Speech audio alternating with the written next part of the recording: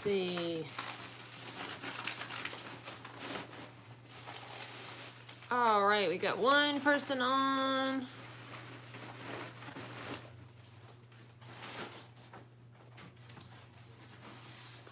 Can y'all hear me? I just want to make sure that the signal is going to be okay here.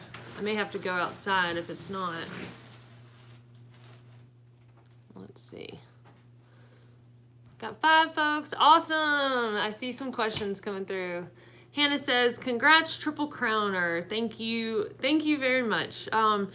So right now we are in Kalispell, Montana, still waiting on Kyle's truck to be fixed. Fred says, hi, Dixie, loud and clear. Awesome. Good. I'm glad. Yeah, I've got the, it's always interesting the way I end up setting up, depending on how great the service is in each town. Right now I've got the phone in the window, so anybody that's outside is going to think that I'm crazy and I'm just like looking out the window talking to myself. But that's okay. And then, yeah, so this town has like iffy signal when I'm in the hotel room. So if I end up needing to go outside, I can do that, but it might be louder out there. So anyhow, awesome. Yay, 22 folks are signing on. So the link is working. Perfect. Let's see. Alicia says, Dixie, after your thrilling success of completing the Triple Crown, please share a few advice jewels with us, your supporters and followers. Thank you. You are loved. Well, thank you very much. I appreciate the congratulations and the fact that you know, that y'all care about me and what I do. And I guess, you know, the advice that I would say, or maybe even just ways that I've seen the trail change me, or it's changed my perspective. Actually, Kyle and I were talking about that a little bit at Burger King earlier, and I don't know, we were just talking about how really the AT is like the perfect first through hike, in my opinion, because it's the most forgiving.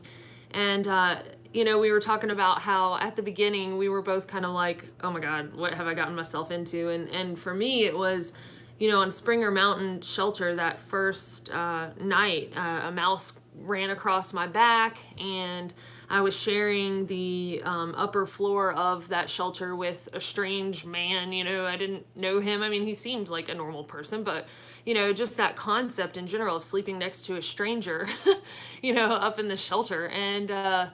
And just there came such a huge storm, and it was literally shaking the shelter. And I thought, what have I gotten myself into? Like, what am I doing? But now I've already committed to this, so I'm doing it. And I think from that moment to the moment where I finished the other day, I have learned so much, and it's really hard to, because it's all happened like layer by layer, it's really hard to specify all of the things. But I will say that, you know, I've learned really, I think, like how to focus on what actually matters in life, you know, how to focus on putting my energy towards things that I can actually affect. So, you know, I've talked before about being upset the wind's blowing while you're trying to set up your, yep, that's Perk. Yeah, he's back there. I've talked about before trying to you know, set up the tent when it's really windy, and like how that's frustrating, or trying to even finish this trail in the snow. You know, I can't control how much snow falls, or you know, the weather in general. Like, you can't control those things, but you can control your attitude about it. You can control the choices you make, and assessing risk. You know, those are things that you can control. And so I could put a lot of effort into being upset that we decided to road walk, you know, this trail, and we had to finish that way.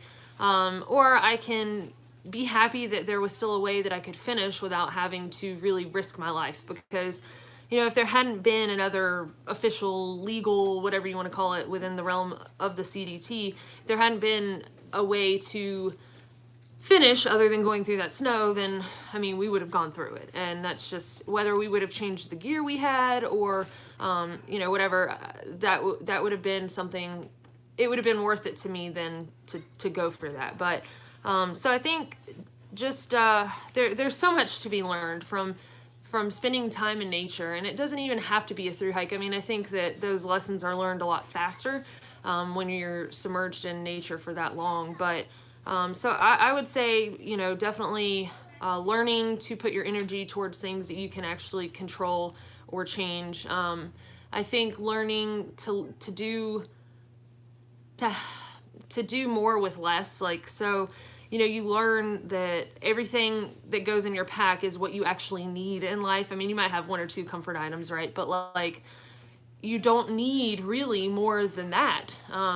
Now, in the normal world, sure, you might not want to stay in a tent in a town somewhere forever, but your house, you could, instead of having a 3-bedroom house with all this stuff filling it, you could probably have a 2-bedroom house with half the stuff and maybe less debt and travel more. So it's more about wanting to hoard memories than stuff, and that's all personal preference. But I know for myself, and Perk has mentioned also, when he got done with the trail and when I got done with the AT, it's you just start this purging of things. You just realize I don't really need this stuff, and honestly it's stressful having it. And so I would say that's another big lesson. Certainly learn to believe more in myself, to have, I've gotten to know myself a lot better and what I'm capable of, and what motivates me and what doesn't, and how to deal with those things. So I hope that kind of answers your question, but there are just a ton of things, but I would say that those are probably a few of the top ones anyway. So okay, let's see. Hey there, amazing person. Well, hey, back at you. Let's see. Fred says, after Triple Crown, you're allowed to sit in the window talking to yourself. Yeah, I guess so. I appreciated that you waited till my birthday to finish. You're welcome. I did that just for you. I mean, we were going to wait another day, but it was no, we have to go now because of Fred's birthday. No, I'm just kidding. But happy late birthday. Let's see. Congrats on completing the Triple Crown. You're such an amazing and inspiring person. Well, thank you. It's strange for me to accept those compliments sometimes. So thank you for saying it, and I really do appreciate them. It's just, I don't know, I guess I feel like I'm just a normal person who is doing something that I've always dreamed of doing, and I don't know, I guess maybe that is not as common nowadays, but it's kind of like anybody can do what they really set their heart to. I mean, I know there are things in life that can then hold you back. For example, if somebody wants the Triple Crown, but they've got, children and a spouse, and those things can't be priority right now, then I understand that. So I have my life set up right now in a way to where I could go after this goal. But anyway, so I thank you. I do appreciate that. I really do. Let's see. What is next? Congratulations, Dixie. We are proud to be supporting you. Thank you, Carl. And I appreciate y'all doing it. It's the subs on the channel. If I didn't have subscribers and people viewing the channel in general, I certainly couldn't be out here. But even with that, without y'all on Patreon, I really couldn't have. It wouldn't be financially possible. It just wouldn't be. So if it wasn't for y'all who are the top of the top supporters, I certainly couldn't have done the PCT or the CDT, at least as soon as I did. So so thank y'all, because I wouldn't be here right now if it literally was not for y'all. So I really appreciate that. Let's see. All right, Cameron from Southern Illinois, congrats on your Triple Crown. Should we refer to you as your highness now? No, please don't. No, Kyle has to, but y'all don't. He's not listening. He's here, but he didn't think that was funny because he didn't hear it. Or maybe he just didn't think it was funny. Okay, let's see. Congrats on your Triple Crown, Dixie. You're awesome. Thank you, Anne. Let's see. Anne says, hello, Perk. He's waving. Let's see. Great attitude as always. All right, where next? So if you mean when we leave this town, then heading towards Denver area. Kyle is not legally allowed to drive in the state of Wyoming because he has a ticket that he refused to pay. So I would drive going through there, but the vehicle is registered in his name. So anyway, I think we're going to go by way of Idaho and then down to Colorado from there, and then heading over to Denver. So I have my little fake tooth that I've shown y'all before.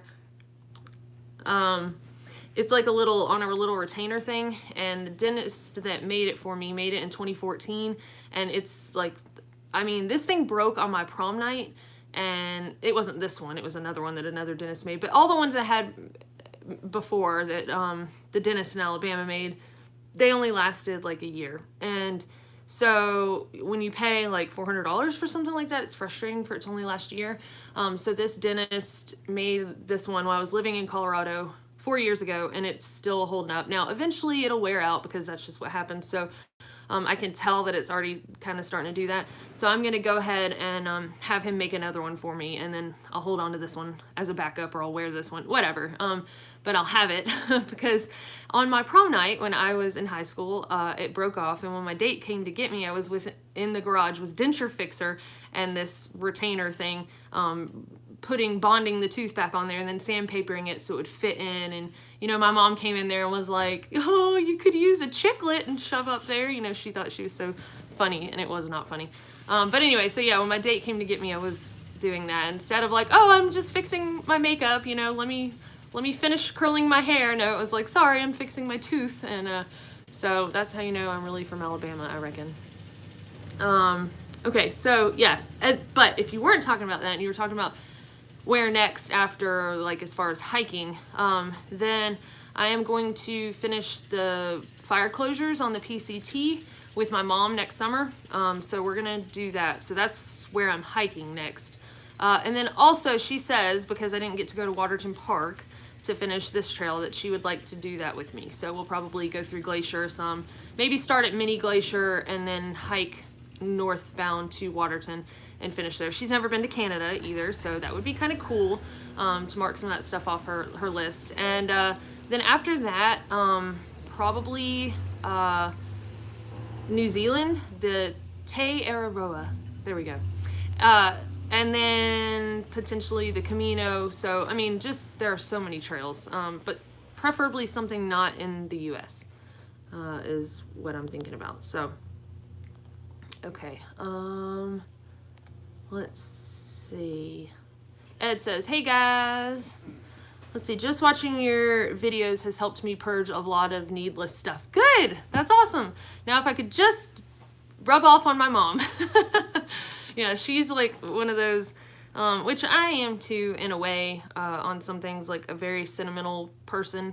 And so, you know, I might have things that I kind of hold on to that I don't necessarily need, but I'm getting better and better about purging those, or trying to not get emotionally attached to just, you know, objects that I don't really need. Like, it's hard, you know, I still have my first pack from the AT, and but I actually think it might come in handy because my mom might be using it, or, you know, I can let other people borrow it. But, you know, so my backpacking gear now is what I seem to hold on to. But let's see. So excited for you. Congratulations. I'm sure glad you are finished before the snow is waist deep. Any idea what is next for you? Yeah, so the snow got pretty crazy, and it was like hip deep in some spots. But yeah, I'm glad that we cut out when we did, because it dropped another, it was like 19 plus inches up there at 7,000. You know, we would have been at like 7,300, 7,500 on some of the passes. So I am glad that we weren't up there for that. You know, part of me is like, we could have done it. Like, we could have probably done it and been fine, but I just don't know, you know. And like I said before, at that point it wasn't worth it to push it, because we could finish officially in a way that was safe, so why put ourselves in danger, and then also have the potential of a search and rescue team have to come out and rescue us, and then putting their lives in danger. And you know, I just I don't know, you know, what's your life worth? And that is a dangerous situation to be in. And I know I have put myself in other dangerous situations, but in those times there wasn't another option for the success that I wanted. There was no option for a no-bow through hike of the PCT without going into the Sierra Nevada, you know. So now I could make smart decisions like waiting to do sketchy river crossings with other people, and I finally, you know, smartened up and did that. And then also, you know, when the snow was falling up in Washington, there was no alternate path to make it to the monument to finish. So, but in this case, there was a safe way to do it. So it's like, why take the dangerous path because of literally just pride, you know, when it's the same result in the end.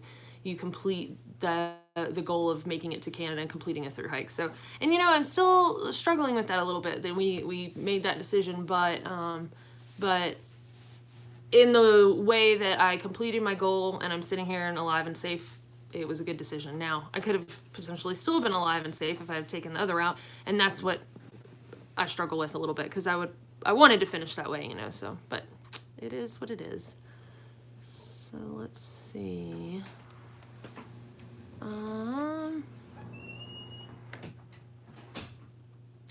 Let's see. Cindy says, "Welcome home, Dix." Yeah, I wish I was home. Or I wish I was at least in Denver already. But, you know, we're stuck here with no vehicle. It kind of feels like hiking again. You know, you have to use Uber or hitchhike or something like that, or walk, you know, use our feet. So, but that's okay. Yeah, Perk and I were saying the other day, we've done more hitchhiking in the last week than we have in like the last month, but that's okay. Luckily, there are a lot of generous people out there who've been willing to give us hobo-looking folks a ride. So, Lee says, "I wish we could give you a collective group hug after all that you've gone through. At least we can give you a virtual one." Yes, I'm hugging y'all. Yeah, thank you for that. I appreciate that. I've needed a hug, let me tell you, in these last few days to a week. It's been, whew, knowing I don't have to hike again, like the Triple Crown is done, like that's such a weird feeling, and I don't know, you're gonna make me cry, Lee. I don't know if it's even like sank in, you know, really, that it's done. It's crazy. Whew, okay. Robin says, "Hi Dixie, congratulations." Thank you. Okay, let's see. How are the feet? So the feet are a little weird. I wish you could see, but this lighting is not really allowing it. But like my toenails, oh my gosh, somebody just walked by. Now, if I've been talking to myself and hold my feet up in the air, that would be really weird. But yeah, I wish I could show you. But the toenails on the outside where they like cut them, everything's fine as far as like they don't hurt or anything like that.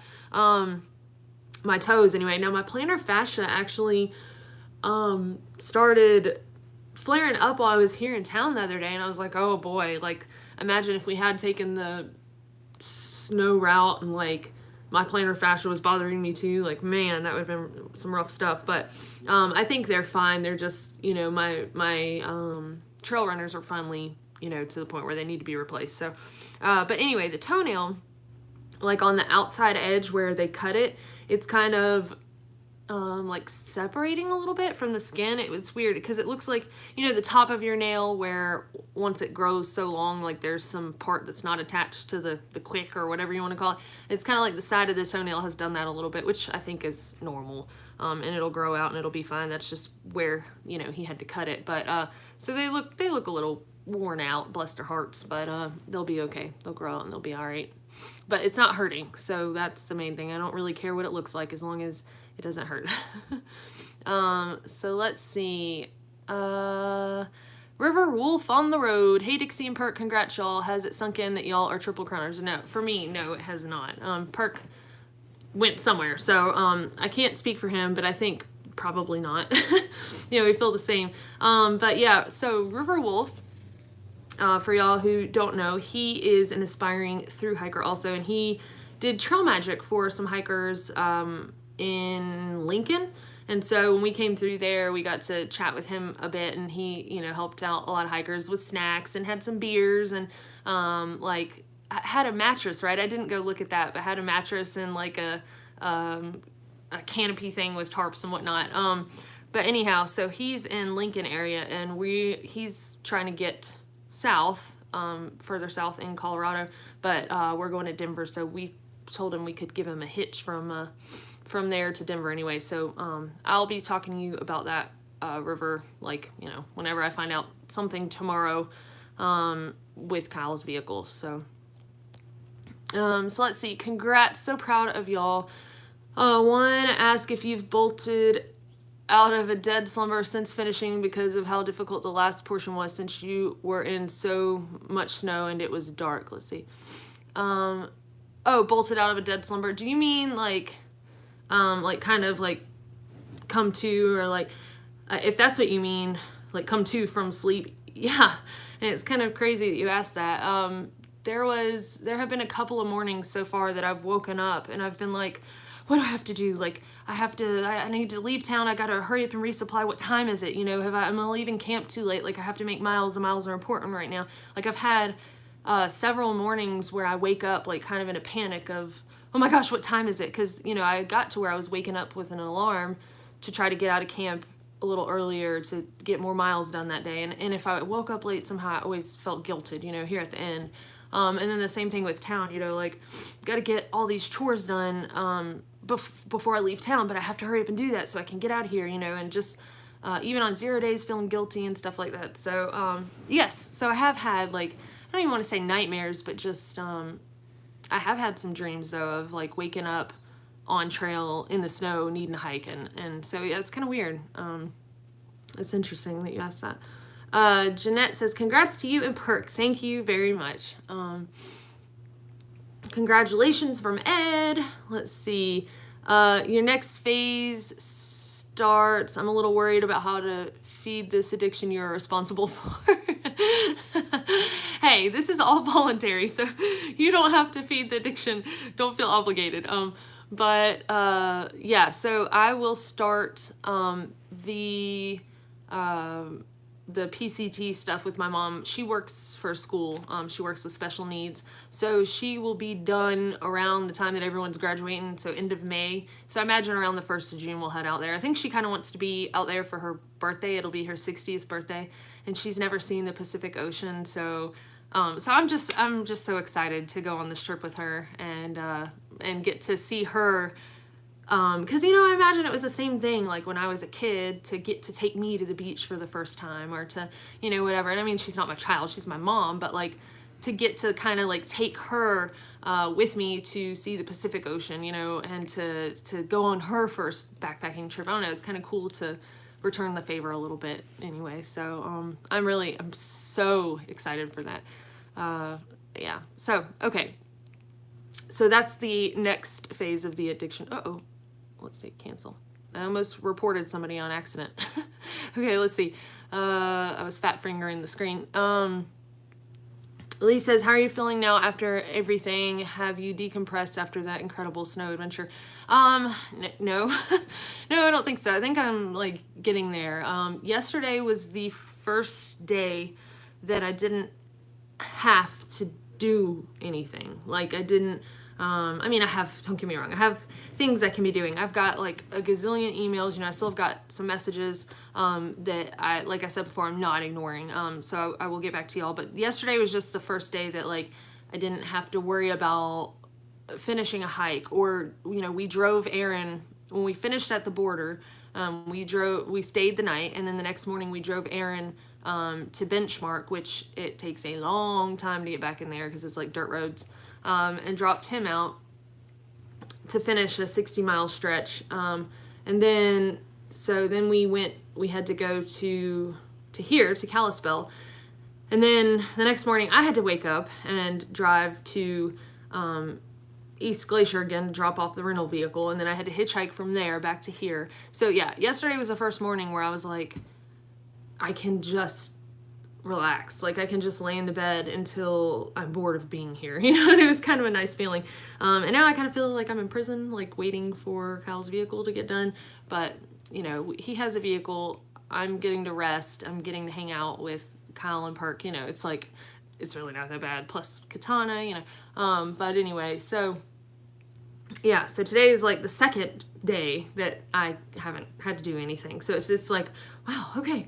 But anyway, so I'm, finished getting caught up on things, but it's just like I needed that day or two to just kind of like nothing. And I saw Auburn lose last night, which was I will say that's another effect from hiking that I noticed in myself is I used to actually be upset when Auburn would lose. Like I used to actually, like my mood would change. It would bum me out. I'd be like, well, this season is shot till next year. And I mean, it kind of is. I mean, unless some people lose, we've got 2 losses now. So it's kind of not going to be a good season for us probably. But like, I can just go, there's always next year. Guess what? The team's going to be around again next year. And like, again, not getting angry at things that I can't change, So, okay. All right, let's see what's next. But I really do enjoy chatting with y'all. Like, this is like therapeutic almost.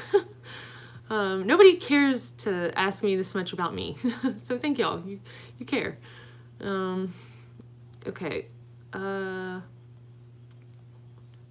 Let's see. Y'all are asking some good questions. I see them. I'm scrolling through them. Okay.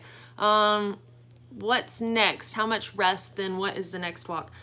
So like I said, the PCT with my mom, and I know you asked that like after I said that. And then after that, potentially next, so Kyle's doing the CDT southbound next year. And he doesn't mind hopping off a through hike and then hopping right onto another one. So might do the THRU-HIKE next year. I think it's something that you start like in the fall here and it goes through winter. I have to break it to my mom that I'm not gonna be home for Christmas. We'll get there.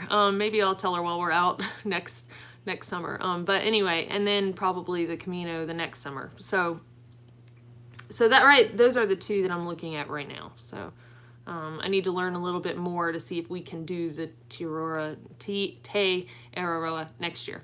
So let's see. Are you waiting for Aaron to finish?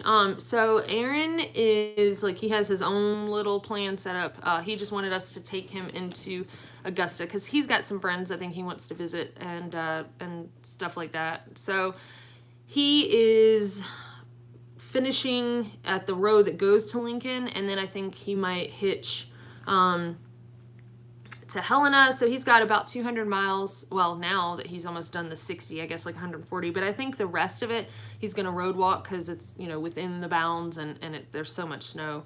But he just went over a climb that was like 8,000 feet, and he said that there was a good bit of snow. But he's fine. He's safe. Like it hasn't snowed in that area as much or even close to as much as up in the glacier area. So, but yeah, he's gonna rent a car at some point and then kind of go around to where he needs to go, and then he'll hitch back to the car or hitch ahead and hike back to the car. So, so I think he's got this figured out. I offered to help. I told him that we would be happy to help him, after Kyle's vehicle is fixed, but he's like, I got it.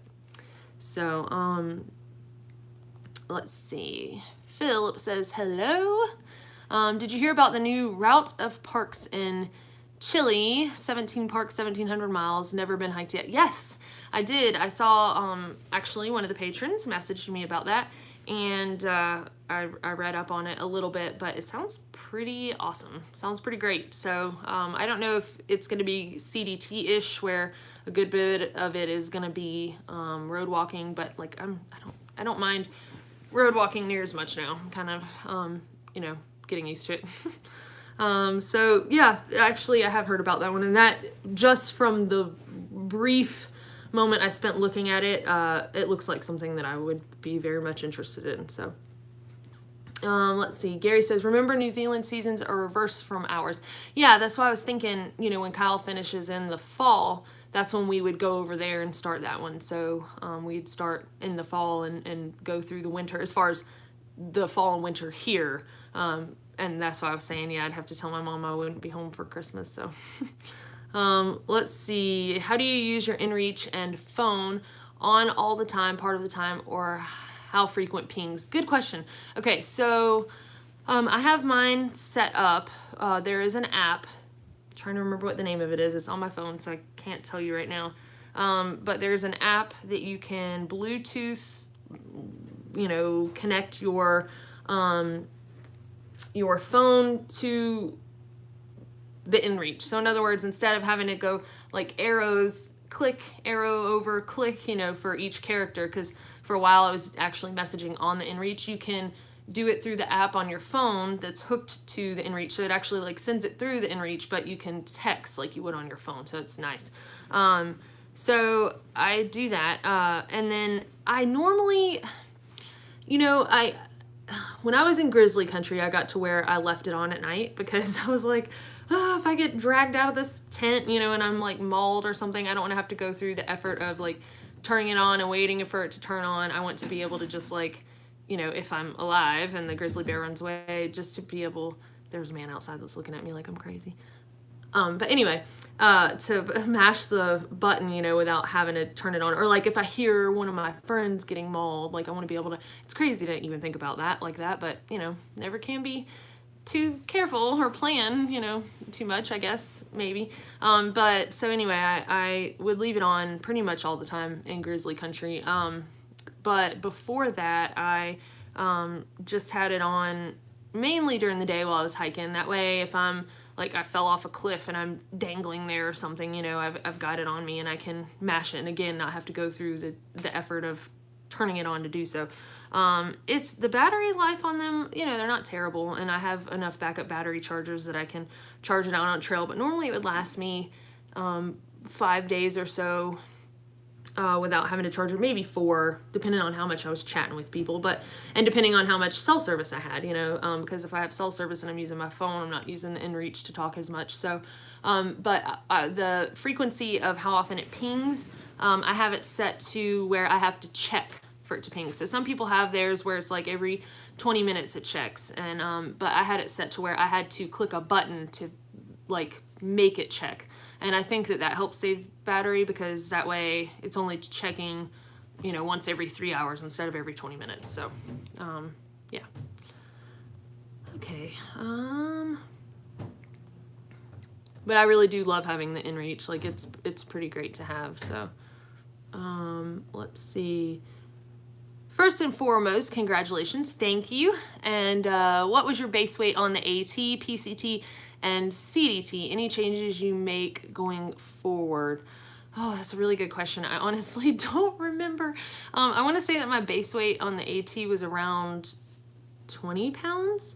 And then the PCT, I want to say, I know it was less than that for sure. But then I started carrying the drone, so it depends. Like, do you count? The drone is not a consumable item, so technically I would have to count it.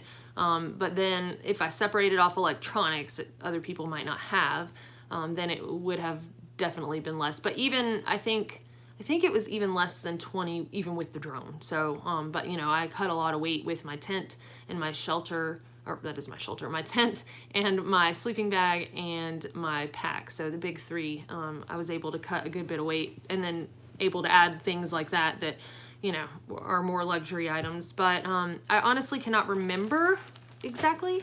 I can try to look it up on my website. Let me see. I don't even have a pen here. Hold on one second. All right. I will try to get this information for you. AT, PCT, and CDT base weight. So for the PCT and CDT, I know I have the lighter pack thing. So I will put those lists there. I'll make a post and put the lists. And then for the AT, I want to say that my base weight was right around 20 pounds. So, but the others I'll put a little bit more information in a post on Patreon after this. I just need to go and dig through. I know it's funny that I don't remember, but it's like, I don't really stress over that too much, and I don't really like to keep the number in my mind because then I'm like, oh man, I already have this much weight. Now I'm adding 4 days of food, so yeah. Anyway, I will make a post on that though. That is a good question. And I'm sorry, I don't know off the top of my head. And it also changes depending on like where I'm at. So towards the end here, my pack was a lot heavier because I had some extra base layers and stuff. So, okay, but the last question, any changes you would make going forward?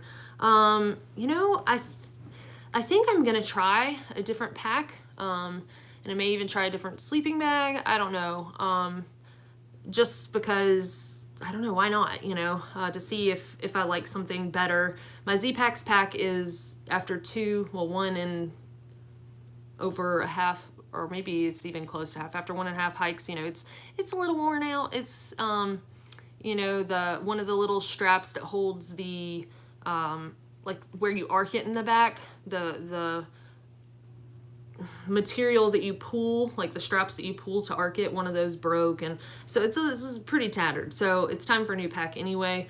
And you know, I was relatively happy with it, but I'm like, why not try something else so that I have, you know, more of an opinion to share on different products and stuff. So, and then the same thing, my sleeping bag's got some pretty good holes. They can be repaired, but I might get another one just to try, you know, I don't know, we'll see. I think the first thing I'm going to go with is a new pack though. So, but as far as my sleeping pad, I'm happy with it. The tent I'm pretty happy with. It did get a couple of little pinholes towards the end on this trail. They're only guaranteed to last 1 through hike, and it is a pretty expensive tent for it to not be guaranteed to last a little bit longer than that, or expected to. But you do know that up front, you know, and ultralight gear is just never going to last as long as, you know, more durable gear that is also heavier. So it's really just trade-offs. But I'm pretty happy with the setup I have now. So I may be trying some things, but as of right now, I don't have something specifically in my mind to try. So sorry, I know that might not be exactly the answer you're looking for, but I'm not sure yet. So let's see. Doug says, your dog children might wag their tails off when they see you again. You know, Fancy will probably, but Hank will be really excited to snub me. Like, that's how that's the way he always treats me when I get home. He's like, oh, I'm sorry, I don't think I know who you are. And then finally when he starts to act excited and like run, it's always whoever is with me, he runs to them. It's like he does the ultimate snub, and after that, then he's finally like, okay, maybe I'm happy you're here, Mom. But like at first, he will make me feel like crap and make me feel guilty. He does it every single time. So maybe I should even get a video this time so y'all can see how much he snubs me. Yeah, he does. He's like, oh, I'm sorry. Did you think you just come back in my life again now? So, but yeah, I'm pretty excited to see him. I don't know. I should say this though. I don't know if any of y'all want a dog, but there's one in the Opelika area that just went to the shelter that looks so much like my Hank, and he, I think he's had a home because apparently his little arms or front legs, are shaved where it looks like he's been in the vet recently, you know, and had some kind of treatment. But the Humane Society in Auburn has him. He looks pretty old. So if any of y'all are in love with senior dogs and his home is not found, he's gonna need one. And I don't know why, it's just like speaking to my heart, but I saw it go across Facebook the other day and I shared it, and I'm just like, they can't put this baby down, you know. But he's on stray hold, so he's got 5 more days for his parents to come claim him. And if they don't, then, you know, there's a good chance that he will be adoptable, you know, in the shelter's eyes. But anyway, yeah, I'm gonna call and see how I can help if his family doesn't claim him, even though I'm like, you know, in Montana. I don't know what I'm gonna do, but I'm just gonna have to like beg my mom to go get him and then find him a home. I don't know. I'm hoping his family will just come claim him and I don't have to worry about it. But that was a long side tangent, but this dog has just been on my brain and he keeps coming across my news feed. It's like Hank number 2, Hank Jr., except he looks just as old or maybe older than Hank. So, okay, let's see, the next question. I scrolled back too much. Here we go. Okay, John, do you plan to put your passion for the outdoors to use advocating for the protection of our public lands for future generations to enjoy like you have? Yeah, John, I saw this question and I had it written down for in case you didn't make it. So somebody asked something similar to this before, and you know, I will say I just like I don't choose to be political on the channel, and even on Facebook. Like, I've gotten into some I won't even say arguments, but discussions and stuff before, and people have been like, oh, I can't believe you believe that, so I'm going to block you, or, oh, I can't believe you'd have this opinion. And I do really feel like people are so fast to judge if you don't perfectly agree with them, or you don't want to like fight for their cause. And I created this platform to, and I'm not saying you, John, I'm just saying, like, in general, people tend to be that way. So I created this platform, really it was just to, like, so my mom and my friends and stuff could see me hike, and my family, but it turned into much more than that. And my main goal is to get people outside enjoying nature. And that's that's what I want the most. I know that there are people who can no longer do so, and so they watch the channel because they can't get out and enjoy it, and that's like their outlet for that. But like, people who are capable of getting outside and enjoying nature, like, that's my goal, is to get them out there. And if I make my platform any way political, then I'm alienating people, potentially alienating the audience. So I think my way to help conserve our public lands are to get people, like, first of all, aware that they exist. So, like, look at this. I'm hiking this path that goes from Mexico to Canada, and like all these different parks that it goes through. And then also, if people are outside using those public places and enjoying them, instead of like, sitting at home on Facebook complaining about it, you know what I mean? Like, then they're going to be more apt to want to protect those places or support their existence in whatever fashion, they see fitting to do so. So that's really like my role in all of that. I'm not going to start spinning it politically at all. That's just not what I aim to do. So I don't know if that helps answer your question, but yeah, that's pretty much what I said before when somebody asked it, and obviously you didn't hear that.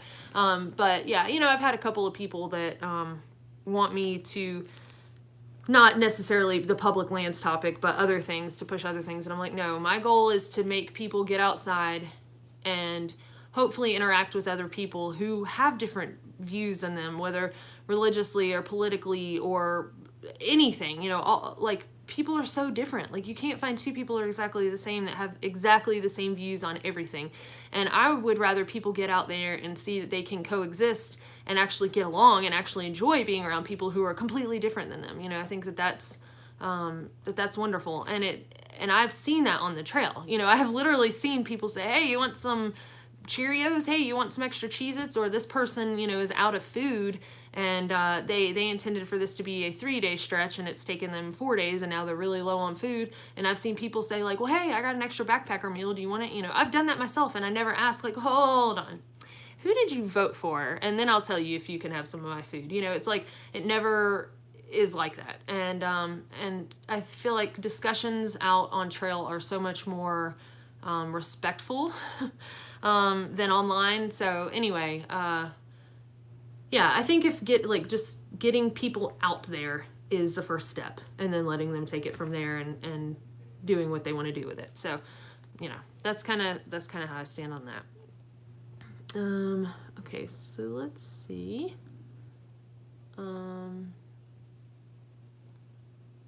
Sorry, I'm scrolling. Okay, let's see. Lee, I am so glad that you decided to take the option that you did. I was so relieved when I got your finishing post. Thanks for staying safe for all of these people who care about you. Thank you, Lee. I appreciate that.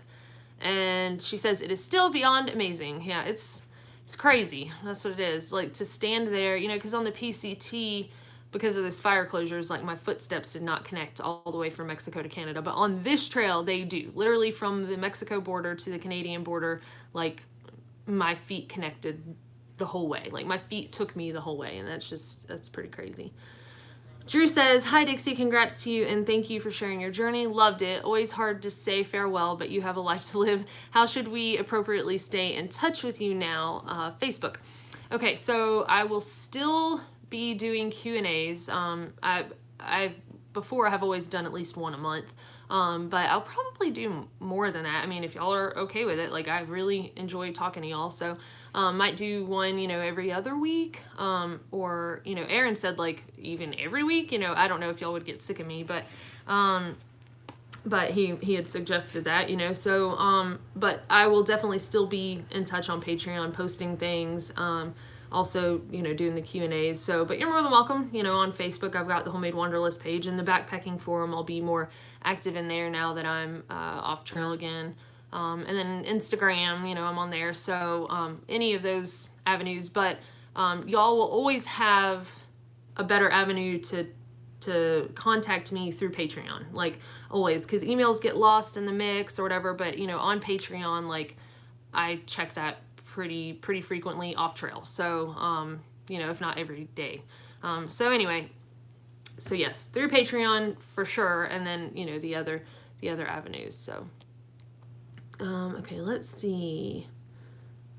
Congrats, Dixie. You're an inspiration to young women or anyone who may want to follow in your footsteps. Immersing oneself in nature is a wonderful life lesson. Keep hiking. Thank you, April. Yeah, it's incredible. Like, I don't know, accepting things that have happened in life. Like, just hiking is I know it sounds so cliche and, like, you know, fruity or whatever, but, like, frou, you know, but it's like, it's so true that, like, it's very therapeutic, and that's just the way it is. I don't know. I think, I can't imagine somebody being on a through hike and saying, like, it made well, I mean, there is, like, post-trail depression and stuff, but like, I can't imagine anyone feeling worse about their mindset, you know, after a through hike. I think it's, like, it changes so much that's what causes the, like, post-trail depression when you get home. But yeah, anyway, it's a great thing. So, all right, let's see.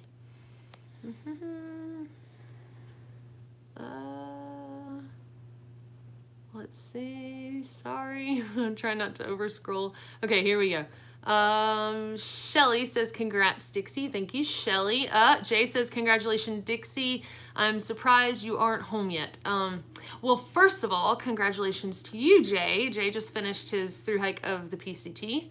But yeah, I'm not home yet because Kyle's truck is in the shop, but I've got a doctor's appointment on October 15th, or a dentist appointment in Denver. So, I'll be tending to that on the 15th, and then I'm going to try to rush home. So, let's see. Tigers need you back for the Vols game next week.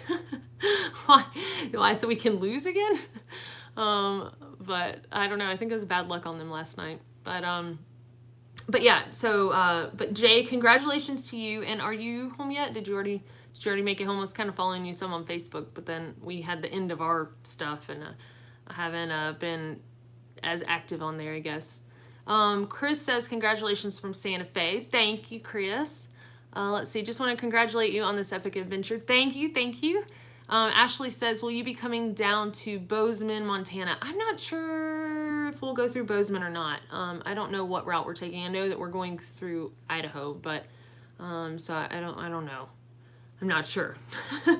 I have to look at the map. I need to look and see, like, what things I want to check out along the way, since we have a little bit of time. But Sally says, hi, is Aaron hiking north to south or vice versa? Is he able to communicate with you? Is he alone? I'm worried about him. Yes, so he is able to communicate with us. He has his inReach, so he has been messaging me every day and letting me know how it's going, and I've been keeping a check on him. So, but once he was hiking this section north to south. It was just a 60-mile stretch. The worst of it's over now, and he'll be in town for sure tomorrow. So, but yeah, he's good. He's got some good base layers, and like I said, from here forward, I think he'll be road walking instead of taking the trail, just because of the snow and stuff. So he should be good. But I am keeping a check on him. Let's see. Whoops, I over-scrolled this time. Let's see. Here we go. Okay, later check out one word. Ruta del... Oh, wow, I cannot say that. .org for the new trail system. Okay, yeah, I got it though. Yeah, I looked at it a little bit, but I'll Google it some more. So let me write that down real quick.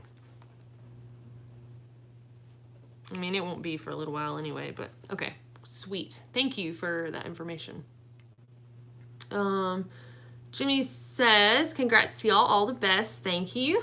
Emily says, congrats, Dixie. I still remember the first episode for the CDT. I found you late, so I didn't get to follow your progress for the PCT. So glad I get to follow you for this one until the end. Yay! Well, thank you. Thank you for following along. And yeah, it was a crazy adventure. I mean, like, I'm thinking about, you know, as we were finishing the other day, I was thinking about like how 6 months in a way seemed like it flew by so fast, but then also like thinking back to those first couple of days, I'm like, man, that was so long ago. It like feels like another lifetime. But anyway, thank you for following all along. So River says, you rock, Dixie. Enjoy the rest of the time off before the road trip. Yeah, I guess I should.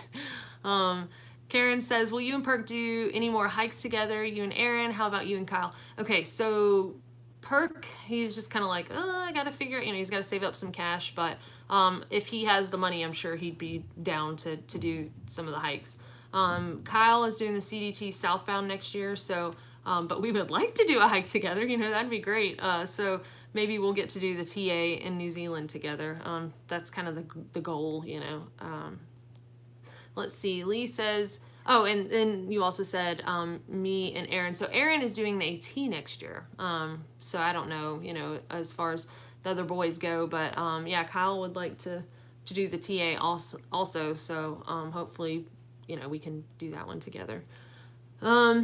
Lee says, is there snow where y'all are now? Is Aaron hiking in snow now? Yeah, so Aaron is in some snow. He's up near Lincoln. So he's kind of in a different area, and we are in Kalispell, and there's not snow on the ground here. So thank goodness. I'm kind of sick of it, you know, and everyone at home is still complaining about how it's like 90 something degrees there. And I'm like, thank God. And they're like wanting it to get cooler. And I'm like, no, please just let me get home and enjoy some heat and sweat a little bit. And then it can get cold again. But it always stinks coming home from a through hike and getting like cold, you know, on trail. And then you get home and it's warm and then it gets cold again. And you're like, no, I already went through winter, you know, it kind of feels like that. But Philip says, great accomplishment. You're the master of type 2 fun. I just love torturing myself and then thinking it was great later. You have forever changed the memory path of your life. Your memories will not always be linear from here on. Oh, that's a really great way to look at it. You know, my mom has always said stuff like that. She's like, I like to spend a lot of time with my children and do things with them. So that way when I'm an old lady sitting in a rocking chair, you know, I can sit there and smile and play all my memories back in my mind like it's a movie, you know, and remember the spending time with my children. I just think that's one of the sweetest things ever. But so yeah. Anne says, what's the final tally of things you lost on the CDT? That's great. Let's see. 1 hat, 2 hat, was it 3? Let's see. 1, 2, I think 3 hats. And what else did I lose? I know that I have lost other things. I think the hats were the thing that, my gloves, I did lose my gloves. I had to use Kyle's towards the end, the possum down gloves, but I gave him the pair that he had, so it worked out. I just had to take them back. Let's see, what else did I lose? I feel like there were other things. I just can't think of. Oh yes, the sun gloves. I lost 2 pairs of sun gloves. So yeah, so 1 pair of possum down gloves, 2 pair of sun gloves, 3 hats. So all of those things are scattered upon the trail. You know, if anybody needs any of that stuff. I think that's it though. But I think, oh, and 1 pair of sunglasses. But Aaron lost more than I did. So as if it's a competition. And I think Perk didn't lose anything except Perk, y'all. Perk lost his uke. So he didn't get to finish with it. Like, he lost it when we bailed out at St. Mary's. It was somewhere around there. He took a picture with a sign that said Glacier Perk, and he sat it down, and then he ended up finding it. So, oh, I see Robert Summers. Robert, I see that you are messaging on Patreon. I'm sorry to call you out. I shouldn't have said your last name too, I reckon. But anyhow, if you're watching this and you are trying to comment on this, I don't know if you're doing it on your phone, but if you're on your computer and you open the window, you can comment in the like YouTube box. But sorry to call you out if you were just wanting to message. So anyway, what was I?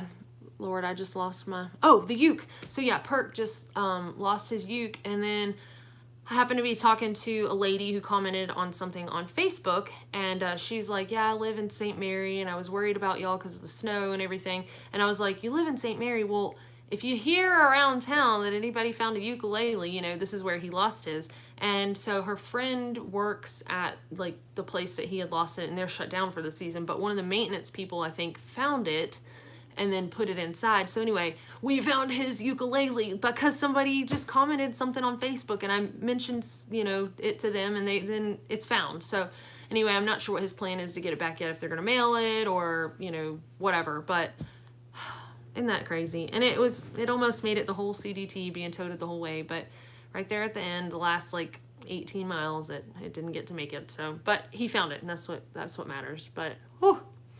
Okay, so there I go, rambling on a side tangent again. Okay, let's see. Let's see, almost there. Here we go. Is there snow? Type 2 fun. Totality of things I lost on the CDT. Okay. Mike says, congrats. Shortly after you started the CDT, you were asked for one word to describe how the CDT, PCT, and AT compared. With one word, how would you compare them now? I would still say probably the AT, if I can even remember what I said then. The AT is like,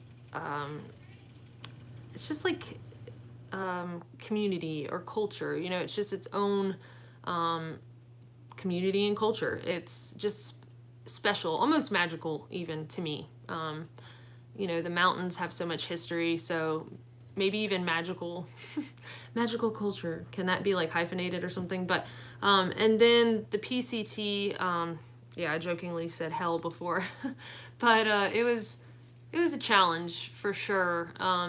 But you know, we were talking about this the other day, so maybe I can even put it in those terms that Perk and I were talking about. It was like the AT gives you confidence, the PCT humbles you, and the CDT is about acceptance. So, I don't know. Maybe those are the words that would be good to use. Or, you know, probably, like I said, like culture and community. The PCT would be more about,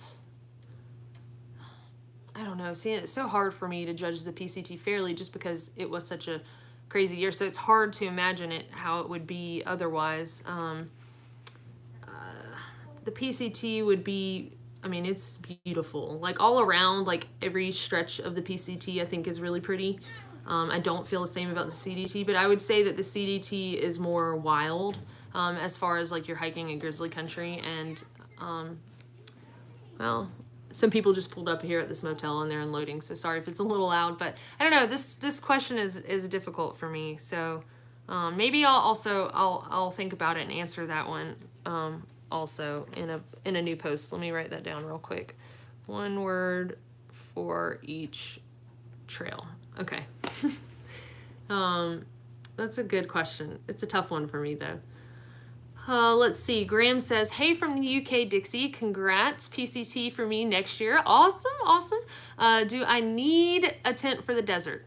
I hear all over that some people cowboy camp 90% of the time. Should I bring my tent or just tarp it?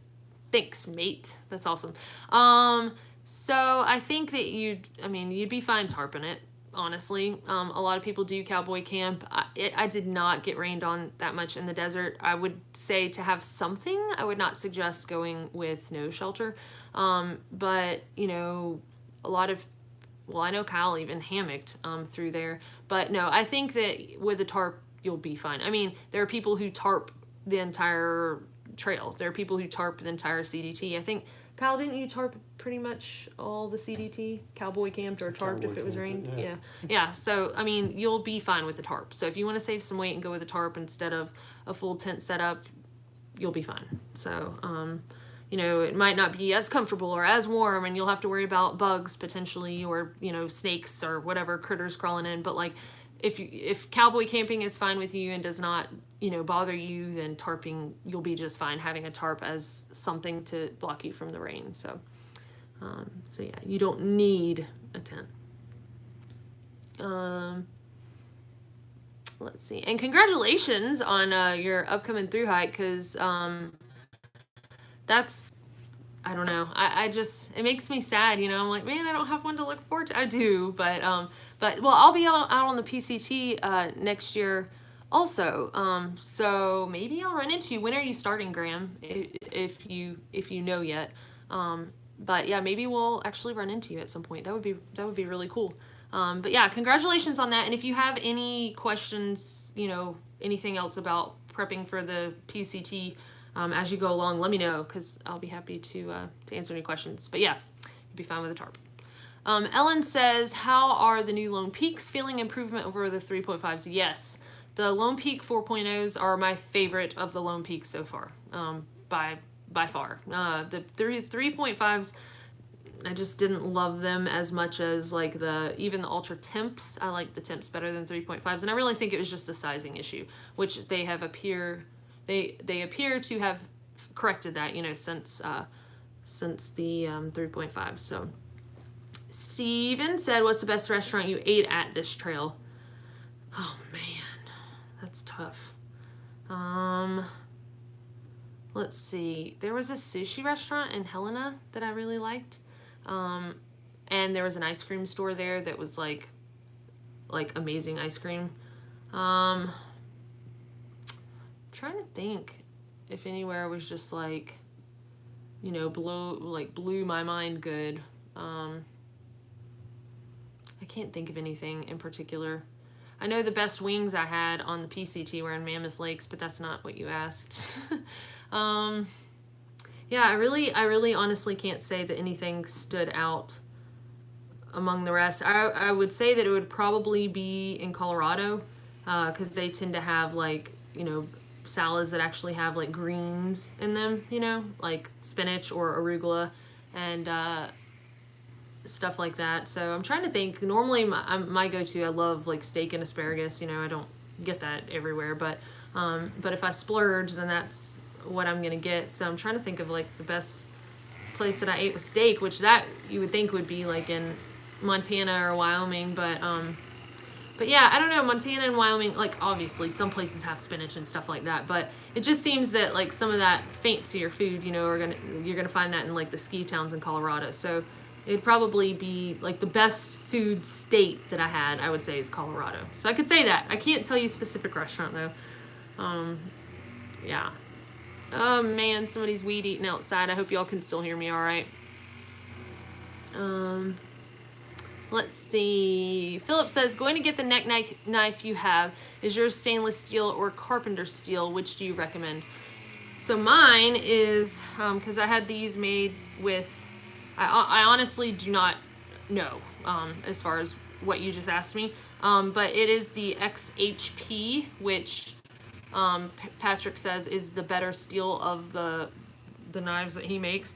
So he asked me last year when I did these homemade Wanderlust knives, did I want to go with the, you know, better quality steel and the price would be a little higher, or go with the lower quality and the price, you know, is more affordable? And I was like, no, let's go with the higher quality, just because, you know, I mean, Patrick is not going to sell something that is of poor quality regardless, but he, you know, he does have varieties, and, you know, it does affect the price. So this is the XHP, if that's helpful at all. But if I need to get more specs for you, message me if you would like me to, you know, find out more for you.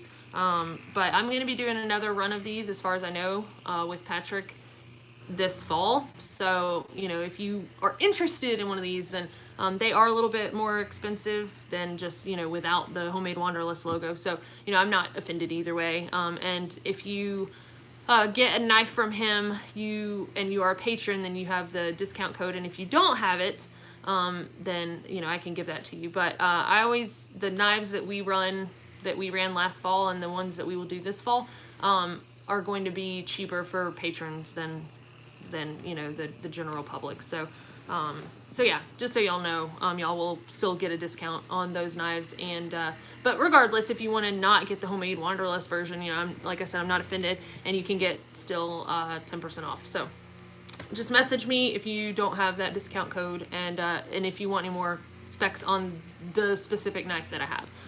So I'll be happy to share that with you. Let's see.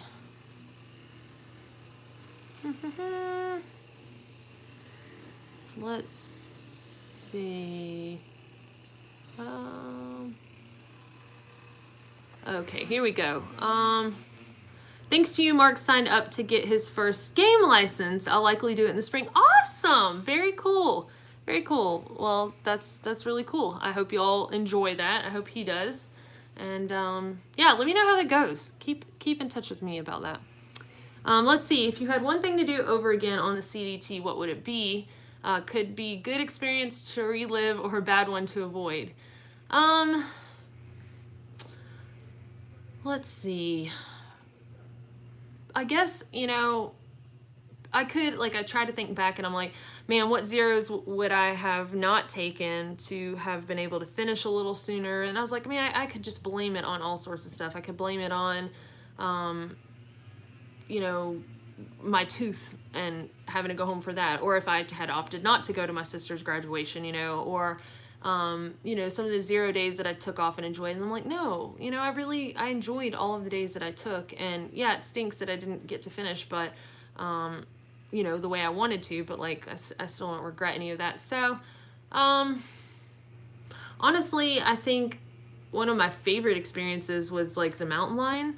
Just like, I mean, feeling pretty vulnerable standing there staring at a mountain lion for a minute and a half. But it was a rush, you know, and it afterwards I was like, I did that, you know, I just stared at a mountain lion for a minute and a half, and it didn't attack me, and I didn't die.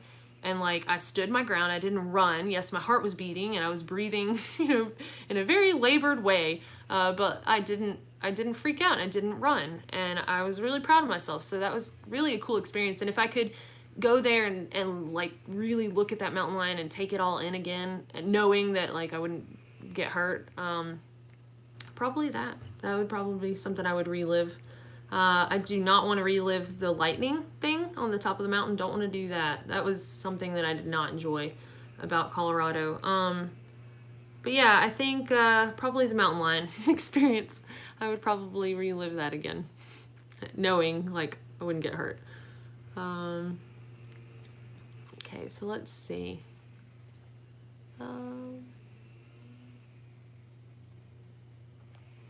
Okay, problems with... Let's see, hold on. Problems with Patreon remove for editing. Grizzly bears, mountain lions, hip deep snow, and blizzard warnings. Oh, wait, let's see. Okay, yeah. Lightning, charged ridges. What are your worst fears now? Okay. Let's see. My worst fears, probably of all of that, the thing that scared me the most, of the grizzlies and the mountain lions and the snow and probably the lightning, I would say is still something that I would fear just as much. I haven't gotten over that, you know. I mean, you can say like, oh, I survived, but like you could have not, you know. I mean, people get struck by lightning a lot, so I would probably say of all of those things to not relive would be lightning. If I could just avoid that one. I think I would rather hike in Grizz country. I would rather be in deep snow again. But yeah, the lightning, that scares me the most. Although, as a, I was pretty scared the other day when we were on the top of that pass and it was gonna get dark in about an hour. That was pretty bad. But still, as far as like in a single moment, the fear, probably the lightning. So yeah, those are good questions. Okay, let's see. let's see. Sorry, scrolling again. Let's see. Okay, here we go. Considering down sleeping bag, how secure is your tent in keeping water out, especially with strong wind, blown rain? The tent is fine. Like I've had it pour and dump rain, and I mean, even with those little pinholes I was talking about this last time, it actually didn't leak. My tent didn't leak. And the way that the bathtub is set up and the tent goes down, so you got like the bathtub side sticking up and then the tent angles down over that, so everything runs off. Now if your feet or the pack push that tub floor out, then it can run into your tent, so you do have to be careful about what you're pushing on and stuff like that. But it's the same in a double walled tent, at least with my why can I not think of the name of it? Fly Creek UL2, the big Agnes tent that I had. It was the same, because if the fly touched like the body of the tent, then it was basically not waterproof and it could leak. So now I will say that a single wall tent is going to have more condensation. So that can be an issue. You know, if the condensation touches your sleeping bag, your foot box or whatever, it's going to be damp. And mine was damp a lot. But it was never so much that like I felt like my feet were cold or wouldn't stay warm enough at night. You know, the only time that ever happened is when my tent leaked on the PCT and it was soaked, and then that was, you know, not okay. So yeah, as far as any of that other stuff, I haven't had enough issue to say that tent is not safe to be in a rainstorm in. And I mean, I have had some extreme winds, and as long as I've got stakes or rocks stacked up on the stakes, the tent's been fine. So you know, it's not going to be as warm as a double walled tent, and it's not going to you know, vent as well as a double walled tent, so you might have more condensation. But that's just like, again, the trade-offs. You know, it's going to be a little bit lighter, less durable, but you know, and more expensive. So let's see. Steven, will you do an equipment review when you get home? Yeah, I'll be doing some videos about my gear and stuff like that, and what, you know, I learned, like especially with the cold, because I was much more comfortable in the cold rain this time than before, and that was, you know, from changing some things up. So let's see. Have you tried a quilt? I have not, and so that is something that I guess I could look into. But I don't know. I just really like to be snug. I like the sleeping bag to be tight on me. You know, like I like to feel like no heat is gonna vent out because I freeze to death. So maybe I should look into a quilt, but I just kind of feel like I don't know, like they just wouldn't be as warm. But I guess maybe that's not true. I know Kyle and Perk both use quilts, and Aaron now, and they love them. So but they're also guys who stay a lot warmer than I do. So I don't know. I might look into it when I go to get a new bag, but I'm probably always gonna be a sleeping bag kind of person. But I guess I should never say never. Let's see. Michael says, "Hey Dixie, hello from Ireland, and congrats on the finish. The speed with which you are talking probably answers my question, but how is the motivation now that you have finished?" Well, welcome to the chat from Ireland. That is so cool. That is definitely one of the places that I would like to go visit sometime. I've never really been anywhere except now Canada and the Bahamas. So I definitely want to see Ireland. But motivation has been actually pretty low. I mean, we had things that we had to do, you know, just right after we finished, you know, get Aaron back to the trails so that he didn't get dumped on by snow, and return the car, and then hitchhike back, and now Kyle's truck, and it's just like, finally now it's like, okay, I can just kind of chill out. So but I need to, in the next couple of days, kind of start getting some things taken care of. I want to do, I know I've been talking about t-shirts forever, but I want to do that t-shirt contest that I had mentioned before. So now I have time to like actually talk with the lady that helps with my website to set some of that up, and I'll have to make a video that Aaron will have to edit and put up, but he's out hiking right now. But so I just have like, you know, I want to start writing another book, and I just have a lot of things on the to-do list, but all in good time. So but yeah, I'll start getting fired up to get some of that taken care of again, especially once I get home from this trip. I don't have a laptop right now, so let's see. Bless you for caring about the stray dog. Old dogs are the pot at the end of the rainbow. Yes, they are. They really are. Yeah, I don't know. If I could make a living, and that, I mean, I guess that sounds terrible to want to make a living off of helping dogs, but I'm saying, like, if I could somehow be cared for and just like make my job like rescuing dogs, I would love that probably. And you know, I think like eventually when I am more in one place, fostering and helping people rehome animals, and especially like I don't know why, but the puppies always get adopted, right? Not always, but the old dogs are really the ones to me, you know, if I can just let old dogs finish out their years with me or something, you know, because a lot of folks, dogs will get like 11 and they're just like, oh, well, we'll just take them to the pound. They're, you know, too old to do anything, or maybe their health problems are too great that they don't want to pay for it anymore or whatever. But it's like, man, that dog gave you its life. You know, it gave you companionship, and it gave you protection, and it gave you everything, and just for you to dump it off in a shelter, ugh, just kills me. So yeah, that would be my specialty, is the old pups, and probably taking them out and walking with them, and just trying to get them to enjoy their last few years. But anyway, okay, I'm gonna cry again if I keep talking about that. Let's see.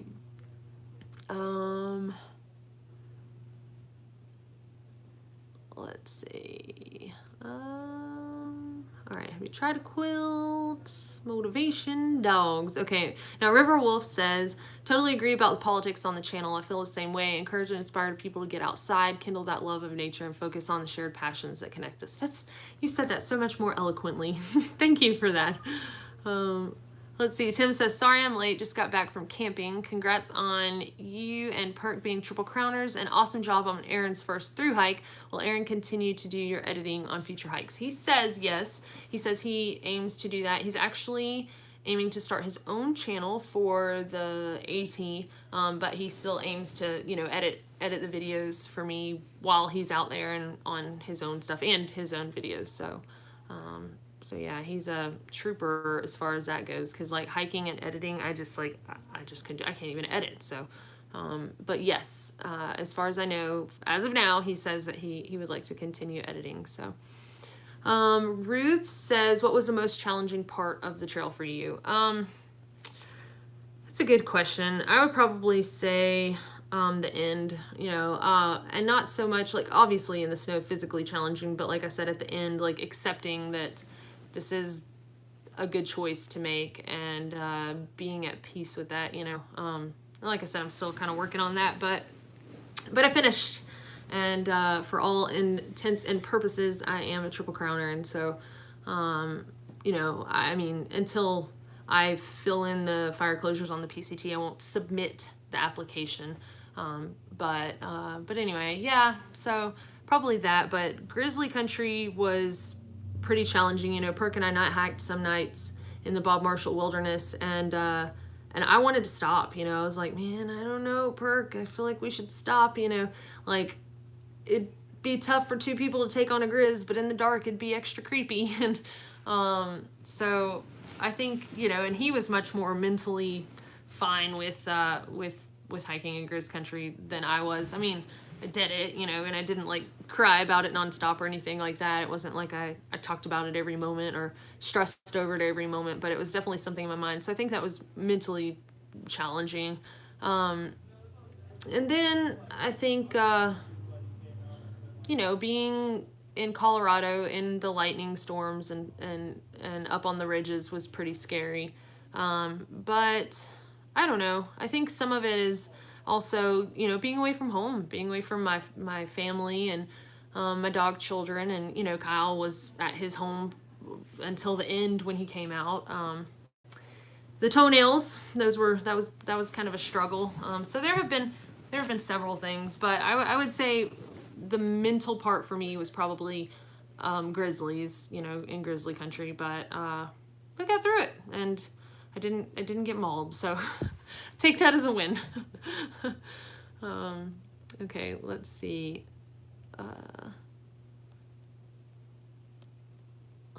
Let's see. Got my picture. All right. Okay, here we go. Hi, Dixie. Congrats on the Triple Crown. The end was a little nerve-wracking. So glad you finished safe and sound. Yes. Me too. Me too. Graham says, how about doing a weekly podcast? Would love that. I've thought about that, and Aaron has asked me. He's like, I could help you edit that too. I could, help you do a podcast. So, I don't know. Might do something like that eventually. I just have to... It would be something that would be difficult to continue if I was out on a hike. And, I guess I could put it on pause and then, So, that might be something, though, eventually that I will look into. So, I'm glad to know that there would be some interest in that. So... Lee says, spending time / bonding with people who may be different than me and having respectful and thought-provoking conversations about those different views is one of my favorite things about backpacking.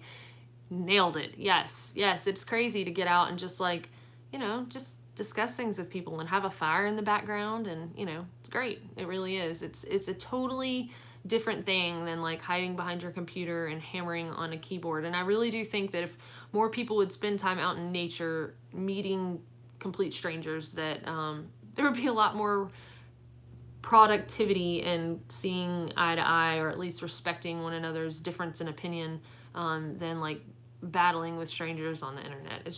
That just gets disgusting sometimes. Ed says, once a week sounds good. Never get sick of you. Hopefully you don't get sick of us. I hadn't yet. I really do enjoy this. I really actually do. Let's see. Are you going to do some traveling before catching up on the fire closures of the PCT next year? Probably not, because I have a lot of, work to do. I would like to write an ebook for prepping for the PCT, potentially the CDT. I feel like once people get on the CDT, most of the time they're pretty experienced in some ways, but I could still, provide some helpful insight to the CDT and how it would be different from the other two trails. And then also, I want to start writing, a story, from my experiences on each of those 3 trails. And I need to catch the blogs up. I actually do want to do that also.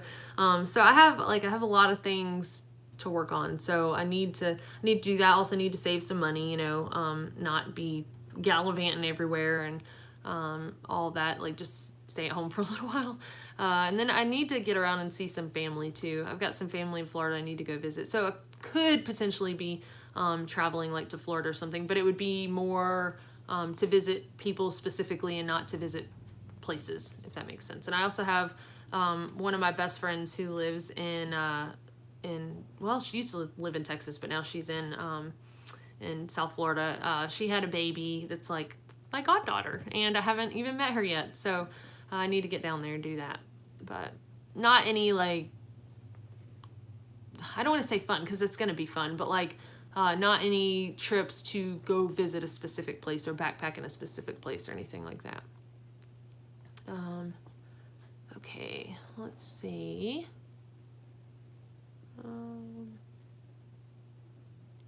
Alright, finish on Triple Crown, completely about. Let's see. Here we go. Hi, I'm just joining in, the other Dixie says. Congratulations, woohoo! Thank you. Fred says, so how many total miles have you hiked? That's a very good question. Because with the closures on the PCT, I don't remember exactly how many miles I was off on that. And then with this one, taking alternates and stuff, I have not calculated all of it. But the AT was 2189.2. The CDT is 2650.1. And then the PCT is, I believe, 3014.5. So I haven't added all that up, but it's a lot. I should figure out exactly how many I have physically done myself, though. That would be pretty cool. Let's see. Congrats on finishing the CDT and the Triple Crown. Completely agree about politicizing this, getting people out to see the world for themselves versus listening to the talking heads is the way to go. Yeah, I think so, because, you know, you can preach to people. People get preached at all the time, and it doesn't necessarily change their perspective on anything, and, you know, who am I to say what's right anyway? Also, on the inReach, did you use it as your GPS as well, or just the messaging part? So I used it, I never really did look at it a whole lot as far as for navigation. It was an option if I needed it.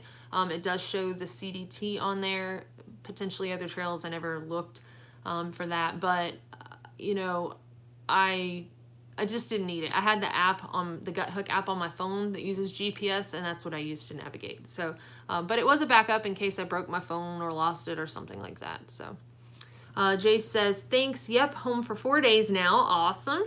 Took the Amtrak back to delay it another 2 days. Yeah, isn't that funny how it's like part of you really wants to get home, but the other part is like, I need to decompress a little bit. Like I need to do, like I don't want to just like step on into an airport in California and then suddenly, well, for me, from Atlanta to California, I wanted to see, when I was even heading out to the PCT, I wanted to watch the terrain change to desert. And yeah, coming back, I knew that I did not want to step on a plane in the snow in Washington and end up in sunny Atlanta the next few hours. It would have been too much. Just didn't want to do it like that. So I completely understand that.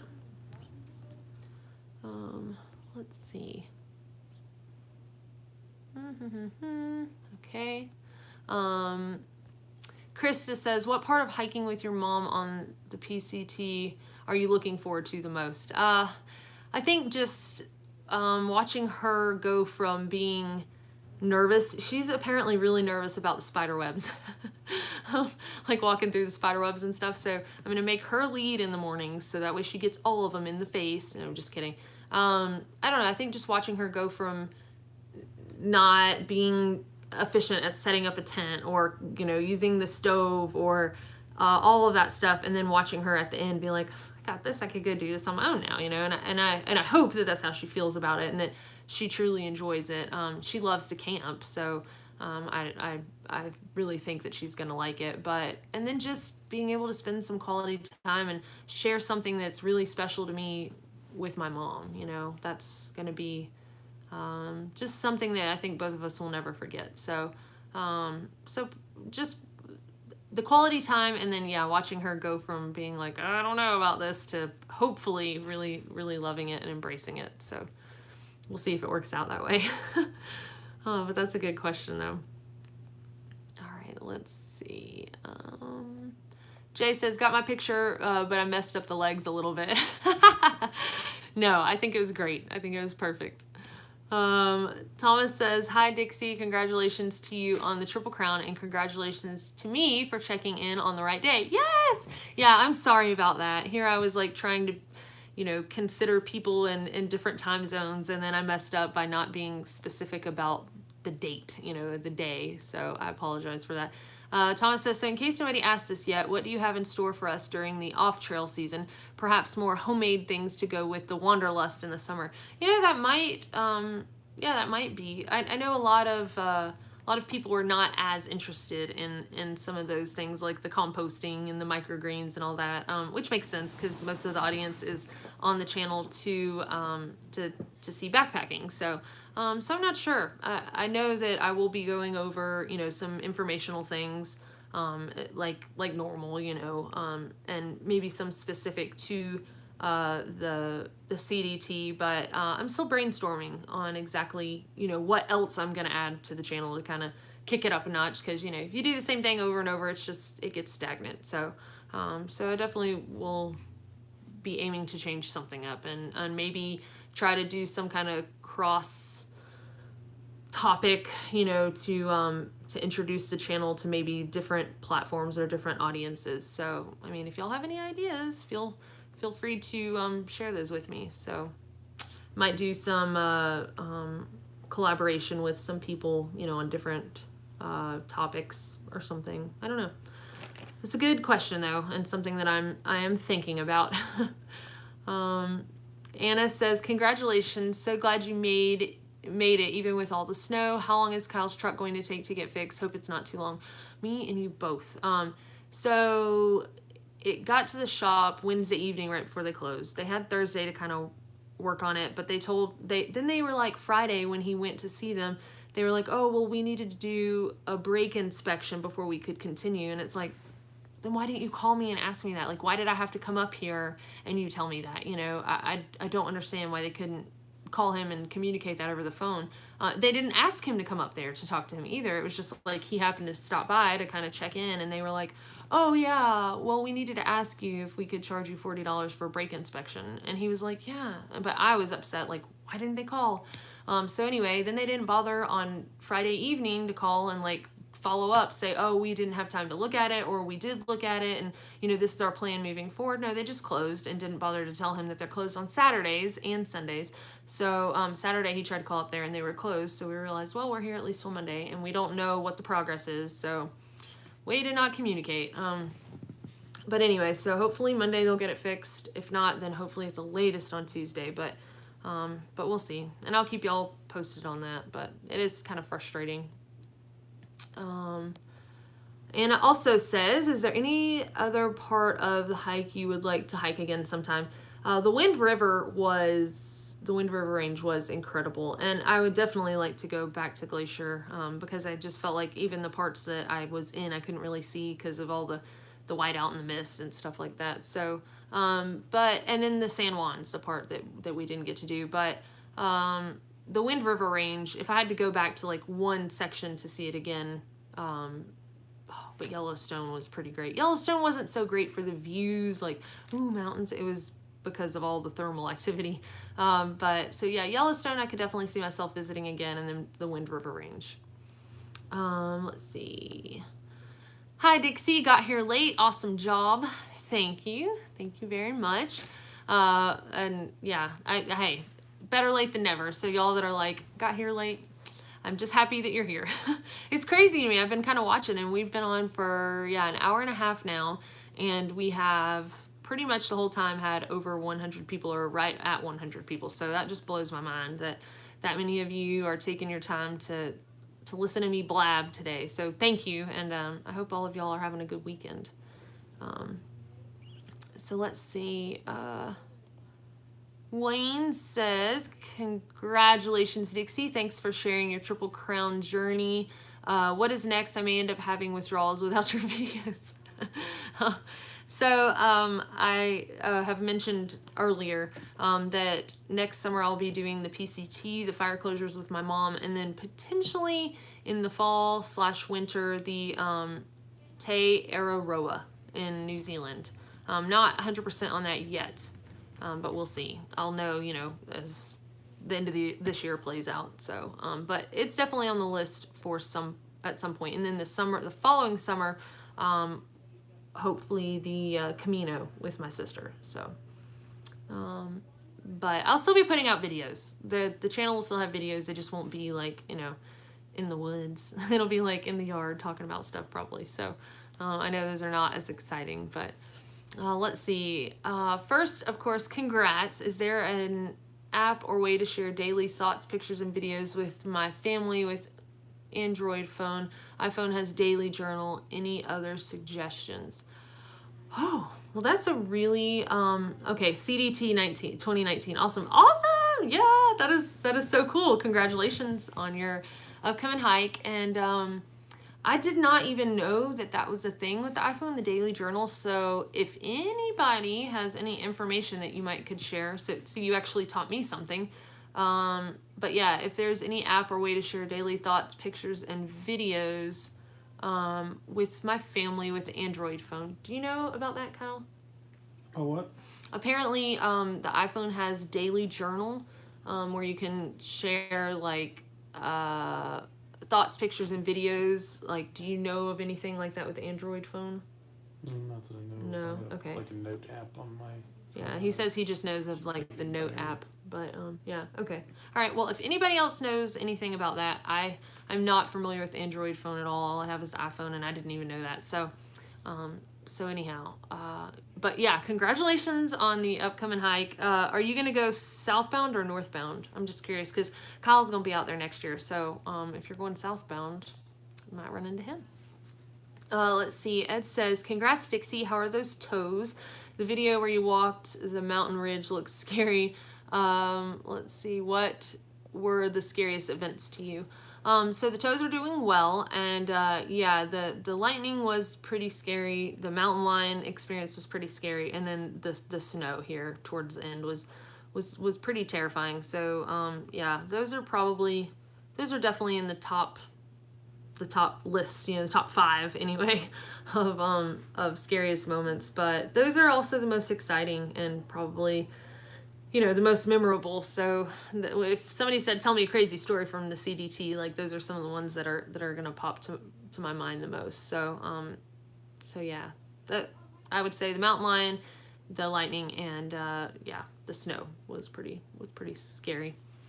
Also in the San Juans, that little part where I had to go shimmy down the rocks, loose rock, to get to the snow, that was also in a place where you could fall to your death. That was pretty sketchy, but that was only one place that was really scary in the San Juan. So all right, Hannah says, "Going to Harris County, Georgia to spend time with the family for Christmas / New Year's. Any places, restaurants you'd recommend in Opelika?" Oh man, yeah, probably so.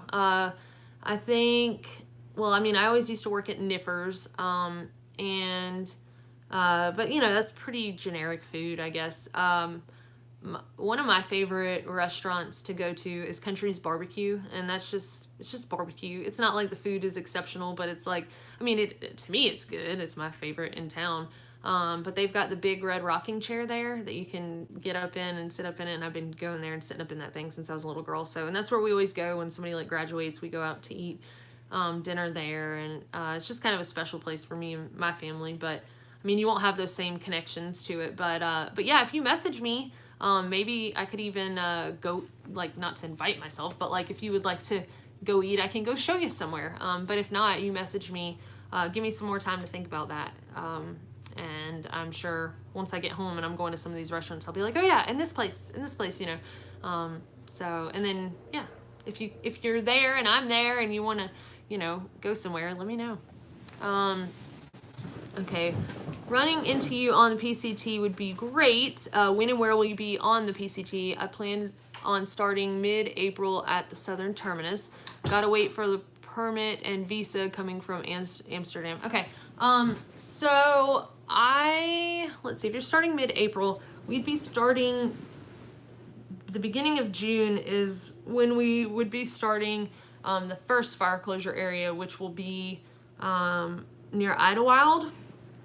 So I feel like you'll be probably way north of there. But then the next ones are going to be in Northern California, so around Etna. And that'll be later. It depends on how much time we spend doing stuff in between these stretches. So we might, maybe in Northern California might run into each other, because also we have to take the time to drive out there. So if I ran into you, I bet it would probably be Northern California, Oregon, Washington. We don't have an exact,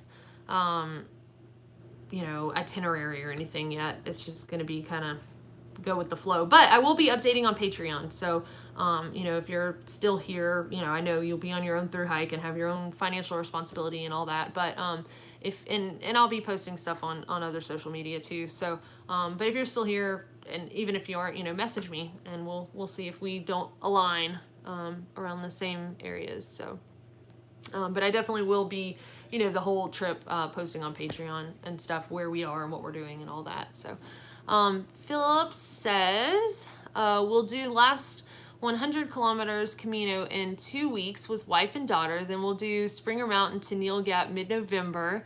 Then PCT in second week of April. See what you did to me. Congratulations. That's awesome. I just hope that your wife and daughter are going to be as excited. But that's pretty cool that you're doing the Camino with them, the last 1,000 kilometers. That's or 1,100. Sorry. That's really neat that y'all are doing that together. Now will they be doing the other stuff with you too, or are you going solo on the other adventures? But either way, that's awesome. And I am happy that the contagious disease of enjoying through hiking or section hiking or getting out in nature at all can be spread to anybody. That's awesome. So I'm glad you're getting out there and doing that. Graham says, mate, you are the reason I did the AT and it changed me forever. It does it not? I mean, like, it does. Hoping for the start of May 19th. I would love to bump into you next year. Thank you for opening my eyes to through hiking. Well, awesome. And with you starting later, then, you know, we might actually run into you. No, I guess still Idlewild. It would be a little late for you to still be there. But anyway, I hope that I do see y'all out there. That would be really cool. And thank y'all for like being accepting of the information and the contagiousness of getting out there. So that's exciting to me. Oh, that's so cool. Okay, let's see. You have inspired a lot of people to get out and hike. Who inspires you? So that's a good question. I think that several people have. Obviously, my mom is the first person that told me about the Appalachian Trail, so it's her fault to start with. But as far as now, and changing my life to get out there and to stop being content with pushing my dreams and stuff to the back burner. You know, it's just like, I feel like we live life backwards. You know, we work so hard in a career, and I'm not saying that my lifestyle right now works for everybody. It's certainly not that. Hold on one second. I've got an employee knocking on the... Do you guys need anything? Towels? I think we're good, but thank you so much. I appreciate it. So No, you're fine. I know it sounds like I'm a crazy person talking to myself. I'm on a chat. Yeah, it's that video chat. I do it with my sisters all the time. Oh, do you? Okay, all right. Yeah, no worries. Sorry Thank you, about though. No, you're fine. He was asking if we needed like towels and stuff like that, but he's like, no, I know what you're doing. It's sorry I disturbed you, but anyhow, what in the world was I going on? Oh, people who inspire me. So I would say that that there is a podcast that I listen to, and I will tell you that politically he will probably not align with very... I see you doing that this time, jerk. But anyhow, I told Kyle, your legs are in it. I told him his feet could not be in it, his face, his hands, his... So bless his heart, he's having to hide over here. But anyway, so yes, what I was saying, the person or podcast or whatever you want to say, personality that encouraged me to stop living the way that I was and to start living the way I actually wanted to. His name is Jack Spirko, and he runs a podcast called The Survival Podcast, and he is basically an anarchist, and he, you know, just, I would say a lot of people will not align with him on his political spectrum, but all of the other things that he preaches, you know, he talks about like creating a business, and he talks about, you know, thinking for yourself, and gardening, and just like all sorts of things, and they are mostly like being self-sufficient and thinking for yourself and taking care of yourself, and instead of making excuses for why you're not happy, like changing your life to make yourself happy. It's just kind of all of that.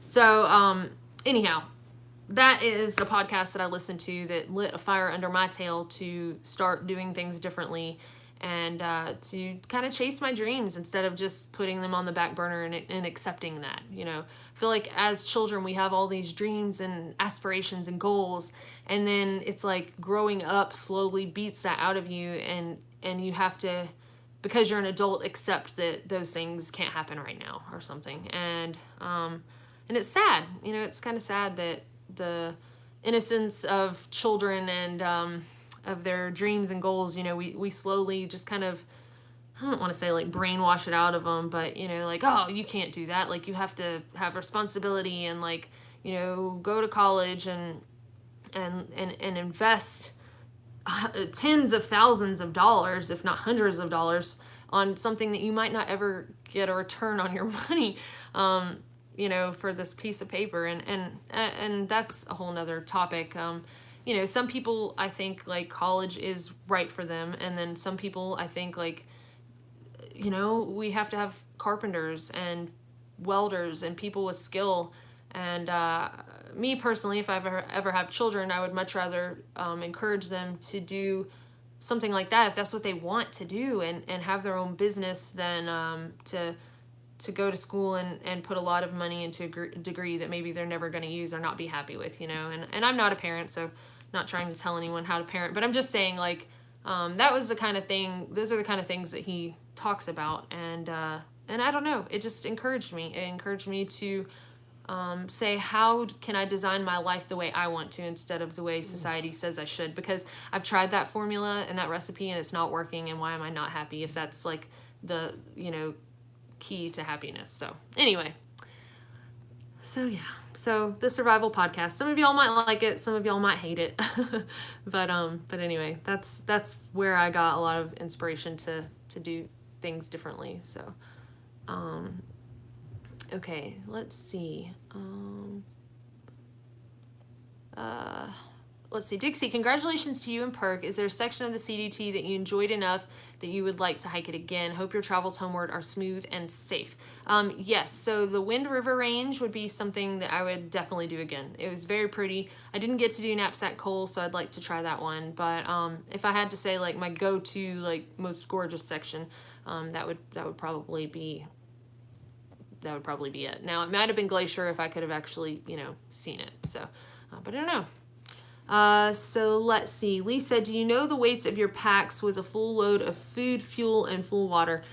So that kind of changes, Lee, just because, like, what's a full load of food? You know, 3 days, 5 days, and then, you know, the fuel can, I know how, not off the top of my head how much one weighs, but I have it on my lighter pack list.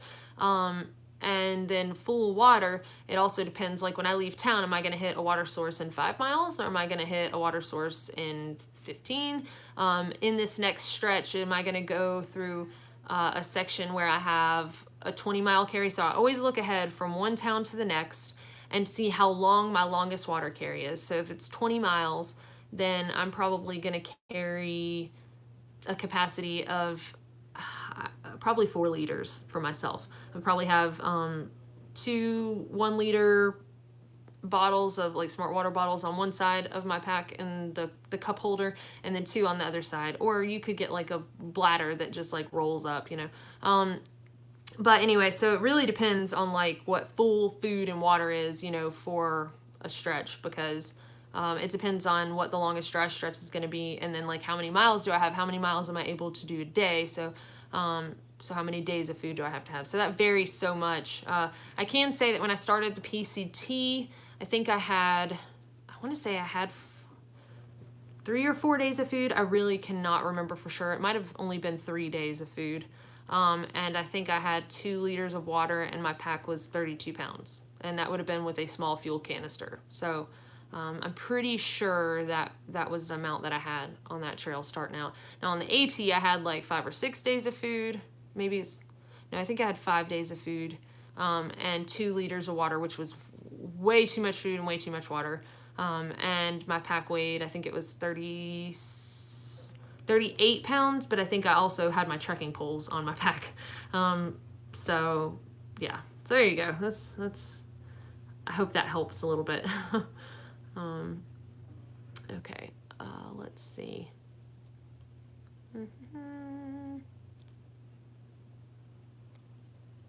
Sorry, I'm scrolling.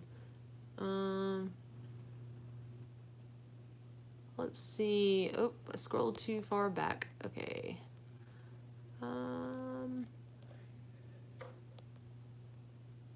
Okay, here we go. That was ham amateur radio license. Okay, gotcha. Gotcha. And yeah, I was wondering, I was like, you're gonna go hunting? Like, I hear you. I gotcha. Okay, ham license. Gotcha. Yeah. So I would like to do that also when I get home. That is definitely a goal. Okay, so you're talking about the last Q&A, the talking back and forth about the ham license and the ham experience and everyone's little handles, and I'm not even saying the right terms, I'm sure, but yeah, that is something that I would like to do when I get home. That is actually on my home to-do list. So I have this notepad in my phone that I started that I put all the stuff on that I want to do when I get home. So let's see. Will you post on Patreon when the new homemade Wanderlust knives become available? Would love one. Yes, I will definitely post that, and I'll probably, I might even give y'all, like, post it there and give it a day or something, we'll see. But yes, I will definitely be posting it for y'all, and it will be available cheaper for y'all than everyone else. So let's see. Andrew says, congrats on the Triple Crown. Thank you, Andrew. Let's see. What time is it? Kidding. Growing up, I was told rattlesnakes would get in your sleeping bag while you slept for warmth. Not true. So I don't know if they will do that. I know that there was a PCT hiker last year that posted a picture. One was like, he had a little, I don't know if this is ground sheet or what, but the tent was on the ground sheet outside of his, like, in his vestibule area. So they might do that. I haven't heard of anybody having that happen during a thru hike. I feel like they would post it on Facebook, but doesn't mean it hasn't happened. So, I mean, you kind of think that it would be something that would happen. I would kind of think that if I was a snake and I felt some warmth coming from this lovely, burrito fluff of feathers, like, I might want to go there. So, yeah, but I haven't heard it happening. I'll say that. But Teresa says, congratulations, Dixie. So proud of you. Bring the gang to Mississippi for some relaxation. You all deserve it. Oh, don't tempt us. We may end up having to actually come through there to go home. I'm actually going to a workshop for that survival podcast I was talking about, and it's in Texas. So I guess I will be traveling for something else, but again, not to, like, go see that place necessarily. So we may be going through there, either on the way home or when we go out to that thing in Texas in November. So might have to stop by and see you, Teresa. And Tim says, will you continue to use the duplex? I think so, because it's not like, those little pinholes, I put some tape on them and they're not leaking. So probably for now, but when it wears out, and it will, then I'll get something else, probably. Try something different. So, but let's see. Will your Triple Crown pot retire or become a Kiwi New Zealand traveler? It's still hanging in there, so I don't know. I like how it's rough on the bottom because it stays well on my BRS stove. That's something that I noticed when my brother came out here. He had a new pot like mine, grease pot, and it was real smooth on the bottom, and it just, like, slid right off that thing. So I don't know. I might have to keep it. It works still. I mean, it's pretty gross looking, but, like, whatever. Got some good seasoning in it, Lee says, looking forward to the CDT resources you come up with. I really want to hike in 2020. You've taught me all about the AT and PCT. How would I know what to do unless you instruct me? Perfect. Well, good. I'm glad that somebody would find that useful. Yeah, I mean, I probably will do, like, a little ebook on the PCT and the CDT, because, I mean, I did learn on this trail that there are people, this is their first thru hike, so why not? Brian says, I get 6 days to hike out of Helena this June. Suggestions for the best section to do for a 15 mile per day pace. Let's see, I get 6 days to hike out of Helena this June. So you're saying you'll be hiking around Helena. I mean, the only hikes that... Are people yelling at each other outside? They're loud out there. I'm sorry. But anyhow, I was like, are somebody fighting? I think they're just laughing and joking. Okay, we're good. But anyway, as far as hiking around Helena, I mean, I'd have to look. I honestly don't. I'm trying to remember exactly what the trail looked like there. I feel like we took a dirt road out of the parking lot. South of Helena was pretty. The last day out. But well, the last day, some of it was road walking, but then we went to some fields. And then north of there, because I'm just remembering we had a guy named Jeff with us. He was a trail angel in Bend. He was with us for part of that stretch. And it was like, I felt bad because it was all kind of road walky or not, as pretty as some parts of the trail had been. And he was just going from like 20 miles south of Helena to like 17 miles north of it or something like that. And it just wasn't, as gorgeous. But so I would probably say, if you're talking about you're leaving Helena and hiking out, if you can go just north for a few days, but I don't think that stretch isn't even 6 days. So anyway, let me look at that. I'm sorry, I know I'm kind of talking in a circle. Helena, 6 days. But if you get the Gut Hook app, you can definitely, kind of see at least what the elevation profile is going to be like around Helena. But you can just get the Montana stretch, and I think I want to say it's the northern Montana stretch. But anyhow, I'll message you about that. I just need to look at it a little bit. It's hard to remember because after a while it seems like it all kind of runs together. So, but yeah, if you've got 6 days, I don't know if you're wanting to you said to hike out of Helena. I don't know if you're aiming literally to just like hike from Helena north or just in the area. So anyway, if you shoot me a message or I'll message you and get some more details and I might can help you a little bit better. But okay, so Carl says, you say lightning compared to some of the sketchy river crossings you've done, which is a worse fear? River.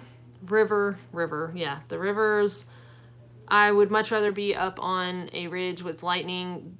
I guess like some people would say the river because then at least you control your fate in a way, you're like physically controlling yourself. And with the lightning, you're just at the mercy of like chance, right? So, but for me, the river crossings are probably the most scary thing I've done. The Sierra Nevada is still the scariest experience I've ever had backpacking, period. Like, hands down, the most terrifying and, every day worrying, like, am I going to die today? And the passes were pretty bad, but, like, the rivers were the worst. So, yeah, I'll say that.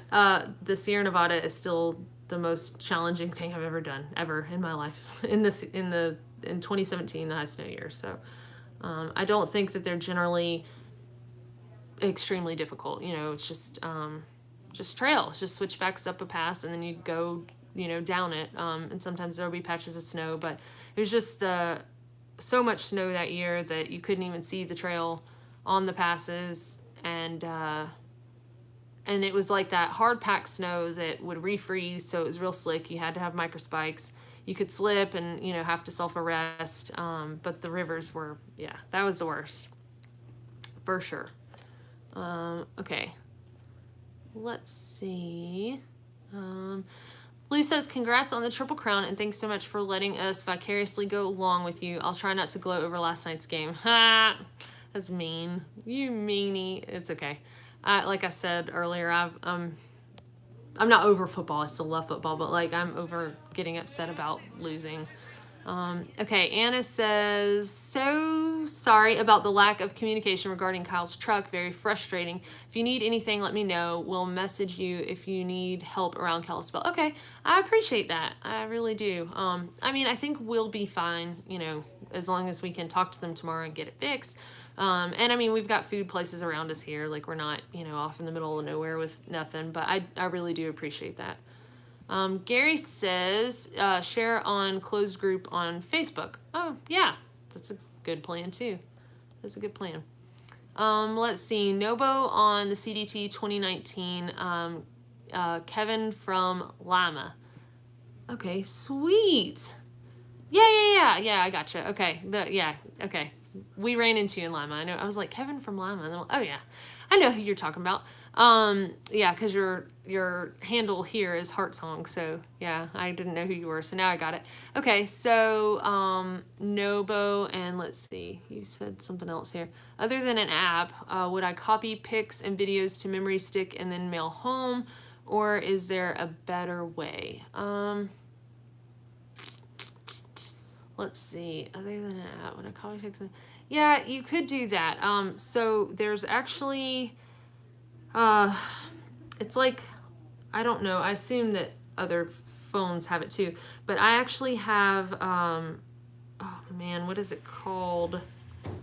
Oh, I want to look real quick, but I'm afraid I don't want to mess up the live Q&A.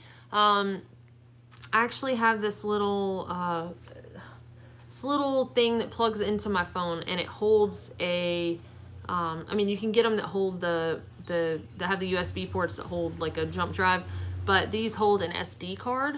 Linux, I think Linux is the name of it, is the brand of it, but I got it on Amazon. So it just plugs into the lightning port on my iPhone, and then it fits a micro SD card, and I put stuff on there. That's how I started transferring videos to Aaron. Just became easier to do it that way, instead of through Dropbox, you know, when we were face to face. So I would look into something like that, and yeah, then just send them home. That way, you know, if your phone starts filling up on storage, you can transfer that stuff even in your tent at night, you know, so, and then mail home those little SD cards. And those SD cards weigh nothing, so,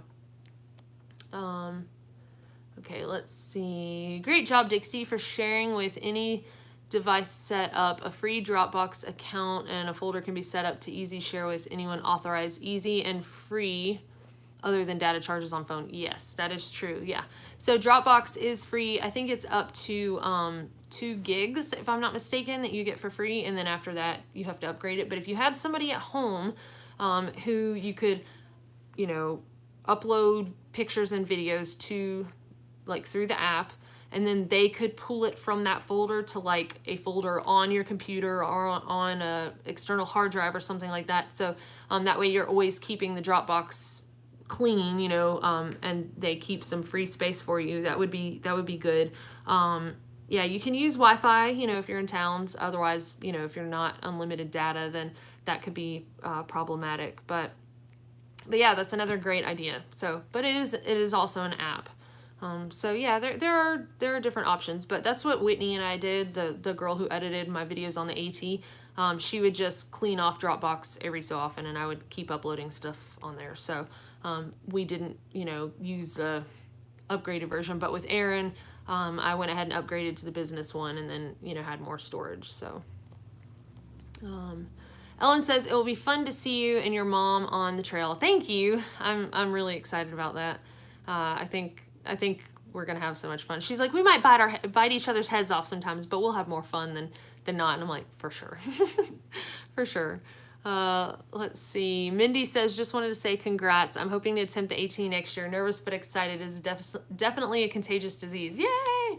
That is awesome. Like, I'm so excited that so many of y'all are getting out there and doing some through hikes. It's so cool. I just hope that it's everything for you that it was for me. You know, I hope that you're not like, what is this girl talking about? This sucks, you know? Like, I hope that you actually love it and embrace the suck and learn the lessons, you know, that you need to learn, I guess. I think all of us go out there, and maybe some of the lessons that we learn are similar, but I think some of them are definitely made just for us, you know?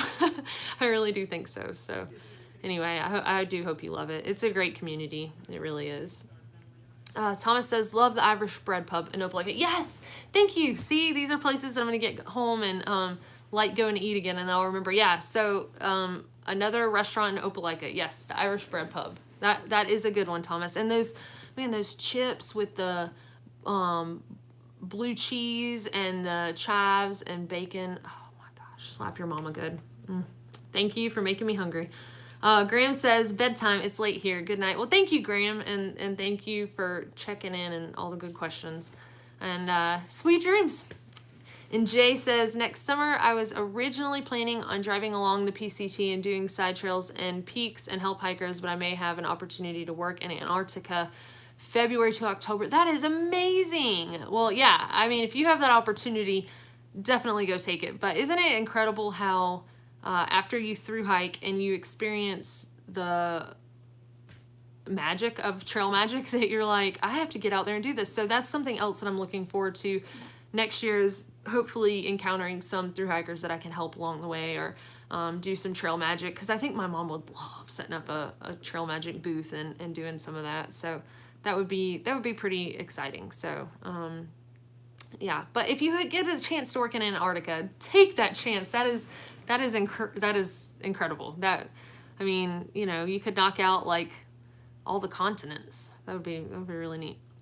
Okay, let's see. Philip said they are just doing Camino with me. First 30 miles of AT with a friend who's doing in April. Sweet. And PCT solo, hoping to hike with others though. Yeah, you will. Like you will meet people out there.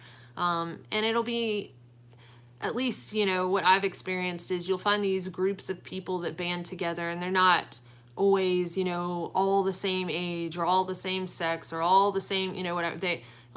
They might be completely different in a lot of ways. You know, it's like the folks that I hiked with in the basin. Like I hiked with people who were in their 50s and 60s, 40s, and then there was me, you know, in my early 30s. And so, and guys and girls alike. Some people who have been kind of wanderers their whole lives, and some people who are married with, you know, a family at home. And so it's just, it's not like you have to have so much in common. Like you have to have in common the struggles of the trail, and everyone does. So it's really neat. Let's see. My husband Richard lovingly blames you for my P&T hike.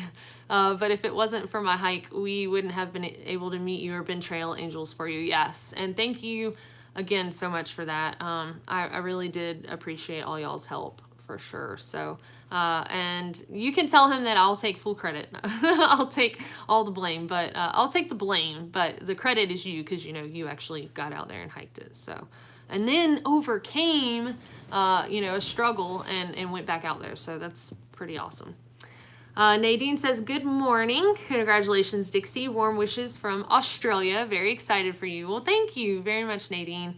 I appreciate that. And see, this is awesome. That's why I was hoping to, if I'd have this one at a different time, that maybe people from, you know, other countries could check in. And I know that sometimes when I have it in the evenings, it's just too late for me all. So we got, what do we have? Germany, Australia, Ireland. So this is so neat. Just all these people all over the world. That's so cool. Oh, I got my passport stamped, y'all. I did get a Canada stamp on there this time, and the US, so I am pretty excited about that. Okay, let's see.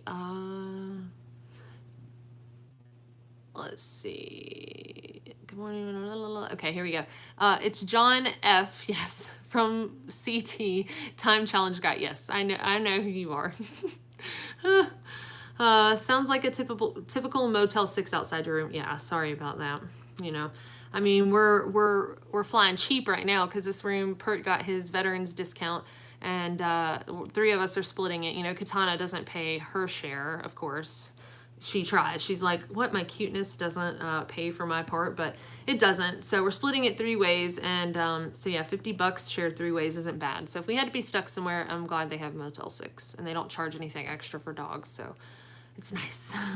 Don says, camping in national parks can be bothersome because of needing permission/permits. Is there a CDT permit to help with that? No, there is not. There is not, unfortunately. You know, I say unfortunately, but the only trail that does that is the PCT. So the PCT has a permit at the beginning, and it kind of covers you all throughout. Now the AT, you have to get a permit when you go in the Smokies and Shenandoah. They don't require you to, on the AT or on the PCT, to camp at like designated spots. There are some places that you might go through that they have certain rules, like you can't camp within so many feet of the trail or this road or you know, a body of water and stuff like that. But the CDT, the national parks that I went through on that, so Yellowstone and Glacier, were much more picky about where you camp. So you have to actually stick to your schedule. Within the Smokies, they want you to kind of like estimate where you think you'll be and when and all that. but like with the CDT in Yellowstone and Glacier, you know, if you break the rules, then you can get fined, or if you don't have a permit, then you get fined. Now, if like, you know, in Glacier, we did end up camping on the trail one night, and we're not at a designated camping area. If a ranger had approached me at that point and said, you know, why did you break the rules? Why are you sleeping on the trail? Then I would have said, well, sir, we got lost-ish in the snow, and it took us a lot longer to get down here than we had intended, and we got here and your suspension bridge has been removed, and I did not feel like it was safe to ford the river after being in snow all day in freezing cold temperatures. You know, it wasn't that deep, but still, like, and I can't say I've never forded a river at night, but like, anyway, that day it was not happening. I would have taken the fine. I don't generally like to break the rules or to make people think negatively of thru hikers, but sometimes you just have to, you know, safety first. And if that means getting fined for something, you know, we didn't like tear down a bunch of trees or set up on a bunch of bushes. You know, we weren't disturbing vegetation. We were literally like right on the trail. So trying to, you know, disturb things as little as possible. And again, had the bridge been there, we would have finished night hiking to our designated spot. But the bridge wasn't there, so, you know, we just had to make a call. And I think that some rangers would be like, well, I don't care, you're getting fined anyway, and that would be fine. That would be fine. But then I think some, you know, obviously would go, okay, don't let this happen again, you know, and slap you on the wrist kind of thing. So, but yeah, that's kind of how that works. But they are definitely more nitpicky on the CDT than the national parks I went through on the other trails, as far as being a thru hiker goes. So, all right. Let's see. So yeah, on each of those, you have to get a permit as you go in. All right, let's see. Shell says, you may not be comfortable answering this, but you're so wide open and personable, and you have so many subs and followers. Have you had any issues with stalkers or people being overly familiar? It's a good question. I've definitely had some problems. Well, yes, I'm trying to think of the best way to say this. I've had some people say some pretty crazy things to me on YouTube in comments. You know, before I started the PCT, I have to admit I was actually a little bit nervous to be out there and not be, you know, like hiking alone potentially. I mean, Perk and I started together, but with the idea of like loosely hiking together. But before I went out there, I got a few disturbing comments. You know, there was one lady, I say lady, who knows, right, on the internet, but that told me that she was going to put a bullet in my skull. And then I had one tell me that to go kill myself because I was a stupid bee. You know, I get people that say sexual things, you know, like anal ? And sorry if your children are watching and now you have something to explain. But so anyway, I've had some very strange things like that happen online. And before I started the CDT, you know, on my channel, I try to keep the content obviously family friendly. So I also try to keep the comments section like that. So, you know, I don't care. I shouldn't say I don't care. I don't mind if somebody disagrees with me. Like, there were comments on a couple of the videos about me hiking in grizzly country and how I was doing it very dangerously. And, you know, I say that I've accepted the risk, but, you know, I should hike with an electric fence around my tent. And, you know, I shouldn't be hiking at night, which authorities say that is true. They don't encourage night hiking in grizzly country, you know. So I understand the rules, and I understand that, yes, I am not necessarily breaking some of them because it's not like a designated rule. It's a strong suggestion. Like, to be safe in grizzly country, these are the things that are suggested, but it's not like you get fined for night hiking in grizzly country. So anyway, or not for hiking alone, you know, they suggest hiking in groups and stuff. Like, so I understand the risks that I take, and I don't feel like I say, oh, that's stupid, it's not dangerous, you know, grizzlies don't want to hurt you. Like, I've never said that to anybody, and I carry bear spray, you know. So anyway, I know I'm getting off on a tangent here, but I'm just saying, like, on the channel, I don't mind if people disagree with me. But I had this man comment, and he was like cussing out another commenter or something like that. And I don't deal with that. Like that, you're gone. You get blocked. Like if you can't, and the same thing in the forum, if you can't have a conversation like an adult and disagree respectfully, which I'm fine with that, then you have to go. If you're going to cuss people out, I don't care if you're cussing me out or somebody else, like you don't belong there in the comments section. And so some people are like, well, that's censoring, you know, and yes, it is, but it's also my channel and I have the right to do that. So, so anyway, I blocked this guy. I don't even remember for what. I don't even remember if Aaron did it or I did it, you know, but anyhow, when you cuss somebody out, you get blocked. So he got blocked. Well, then he emailed me and told me, I can't wait to come find you on the CDT this year where you can't silence my voice. Now, let me tell you, that feels really great to have somebody tell you stuff like that when you know, again, like you might be alone. And yes, I had Perk and yes, I had Aaron, but we weren't always together. There were stretches that I did completely alone. So, you know, those things are a little worrisome. Now, as far as people actually showing up in person, yes, I have, I actually, and I think that this man meant no harm. I think that he was trying to be very nice. He wanted to give me some money to do the CDT. He wanted to donate some money to my CDT hike. And he apparently went to my town, the police station, and asked for my address. And they were like, we can't give you somebody's address. Sorry. That's like, why would you even ask that? And so then he went to the courthouse and looked up my address and my mother's address and showed up at both locations to try to give me this money. And I'm sorry, but like that's not okay. You know, you don't go find somebody's personal address at their home. Like I wouldn't show up at Perk's house uninvited. You know what I mean? Like I would never just like show up at Perk's house and just be like, hey, here I am. And he's my friend that I know very well. But I don't think you do that to people.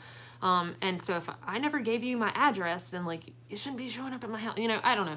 So again, I think that it was probably good intentions, but yes, I have had some of those things happen. You know, I've met, actually Perk and I ran into a lady, at the what's the thrift store called? Salvation Army. I'm trying to get some blue jeans because I'm tired of wearing leggings. So I was looking for some blue jeans at the Salvation Army.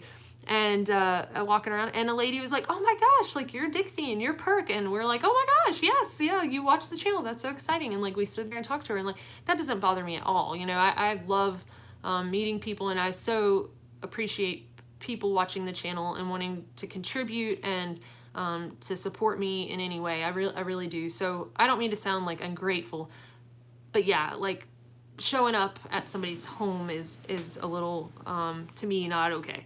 So anyway, yeah, some of that stuff has happened, and that is one aspect, you know, as the channel grows. I mean, it's not like I'm, you know, Johnny Depp or something, you know, famous and everybody knows who I am or something like that. But like as it grows, like there are people that sometimes know who you are, and honestly, it's exciting to me when that happens, and I like to, you know, talk to people. But yeah, like I said, the I'm gonna kill you comments and the sexual comments and the finding me at my home by going to the courthouse and looking at my address that doesn't feel good. So yeah, some of that stuff has happened, and it's kind of interesting to me that you would even think about that, but yeah, some of that has happened, and I don't mind answering that question. I'm sorry if I went long on it, but yeah. Okay, so Kevin says, congrats and thanks for sharing your stories, adventures. You have a great skill set and bet it will take you far. Any thoughts on what you'll be doing in 10 years? I have no idea. I hope by then I have some children that I'm able to take on some of these adventures and do things with, because let's see, I'm 32, so yeah, by 42, I hope I have a couple of human babies, not just my dog children, that I can, you know, pass on some of these skills and adventures and whatever. And they may hate backpacking, but they're gonna do it anyway, and they're gonna like it. Now, I mean, I think that we'll be going outdoors, so I hope that they really do enjoy it. But you know, I'm not gonna just make my children miserable or something. But yeah, I hope that that's part of it. I still see myself adventuring and doing things like this, and hopefully still having a successful channel and whatever. You know, this is not something that I intend to stop anytime soon. So we'll see. We'll see what happens. I mean, as long as people are interested in watching my adventures, and I'm interested in, you know, sharing them. So, so let's see. Scrolling. Here we go. Philip says, Jay, is there a good way to communicate with you? We'll do PCT in March. Awesome. Yeah, Jay just got done. And I don't know if any of y'all have seen his channel, but you should definitely check it out. Thomas says, thanks for sharing such great info these last 4 years.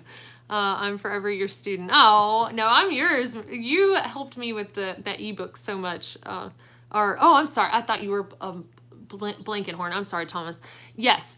Well, thank you for actually watching for 4 years. I guess it has been 4, hasn't it? Yeah, well, 2015 itself, and then, yeah, well, that's crazy. That's insane. So, but anyway, on Facebook, I'm interested in following your journey with this cabin that you're working on. So, so I will be your student on that, because I saw those mice and rats and stuff you had to kill. Ugh, it breaks my soul. I know you said I tried to teach them that they need to use the bathroom outside, but here they are coming in here or whatever. So I know I've had mice up in my house and had to deal with stuff like that. I hate. I used live traps for a while, and then I accidentally, like, one of the live traps mashed one's head off. It was awful.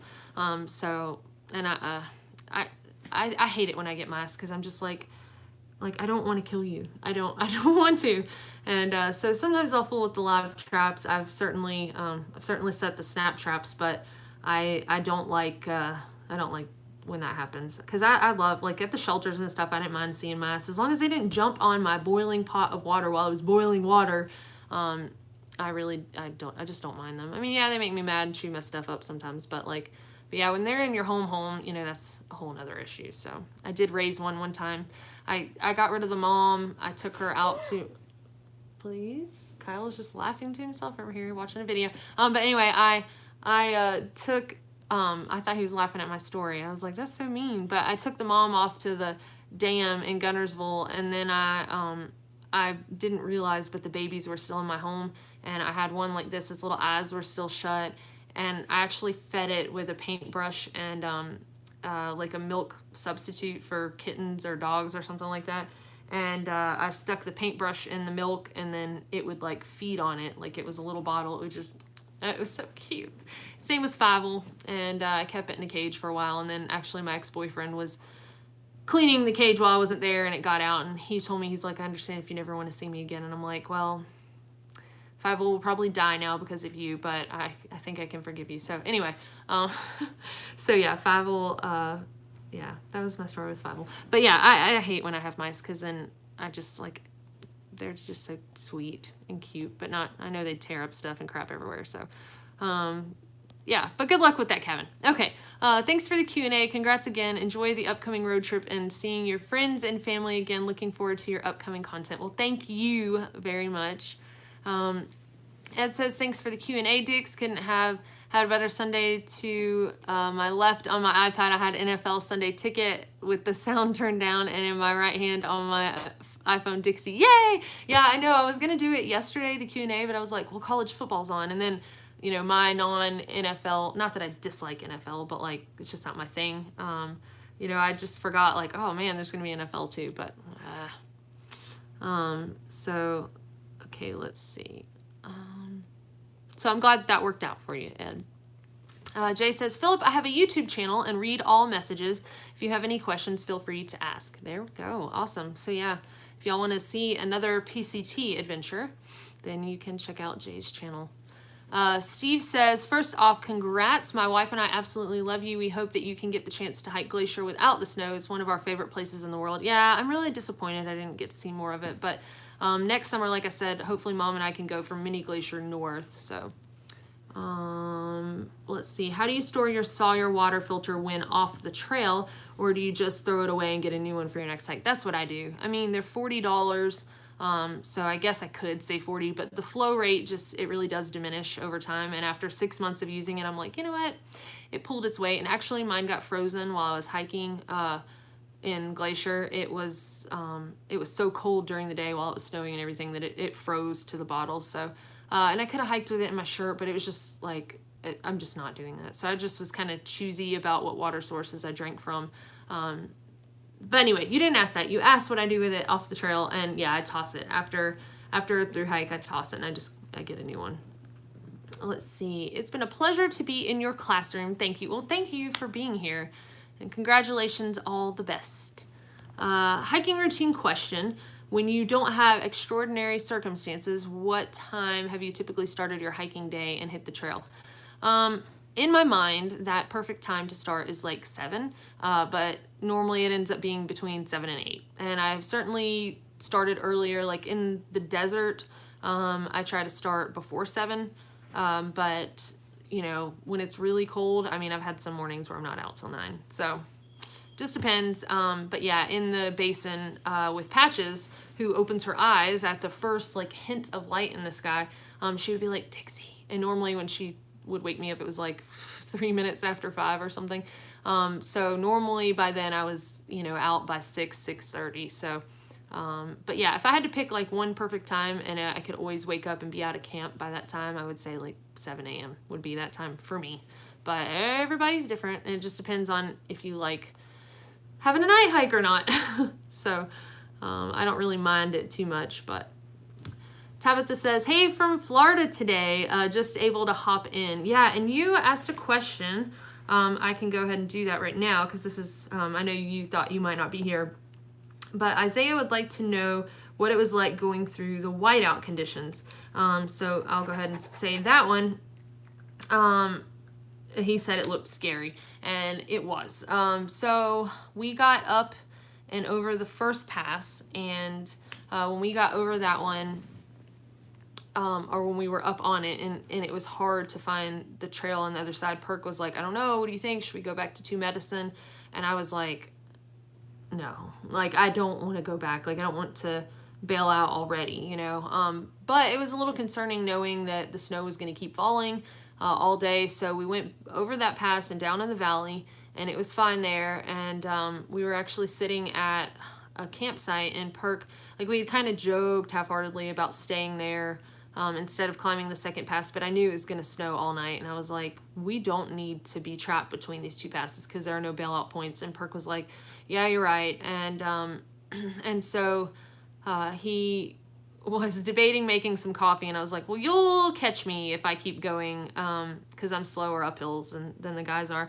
And because I knew he was kind of, it's funny when you hike with somebody for so long, you know, and he knows when I'm getting down and kind of how to keep me encouraged, and I know with him too. And so I knew that if I sat there and drank coffee too, like it would be even later when we got over that second pass, and I was already scared that it was going to get dark up there. So I was like, well, I'm going to keep trucking. If you want to drink coffee, you'll catch me.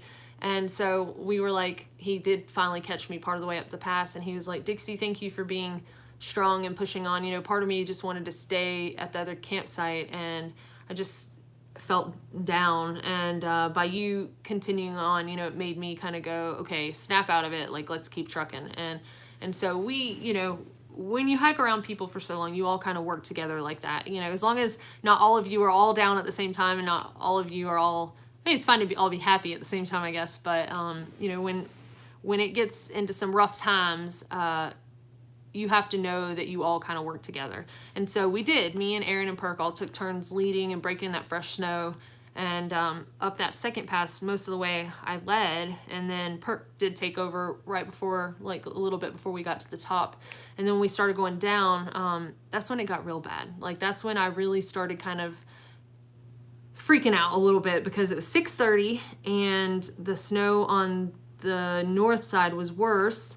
It was deeper, and you just could not see where to go. And so, you know, if one of the guys got too far ahead, I couldn't see them anymore even. I mean, it was just like the sky is the ground, is everything around you. It's just white.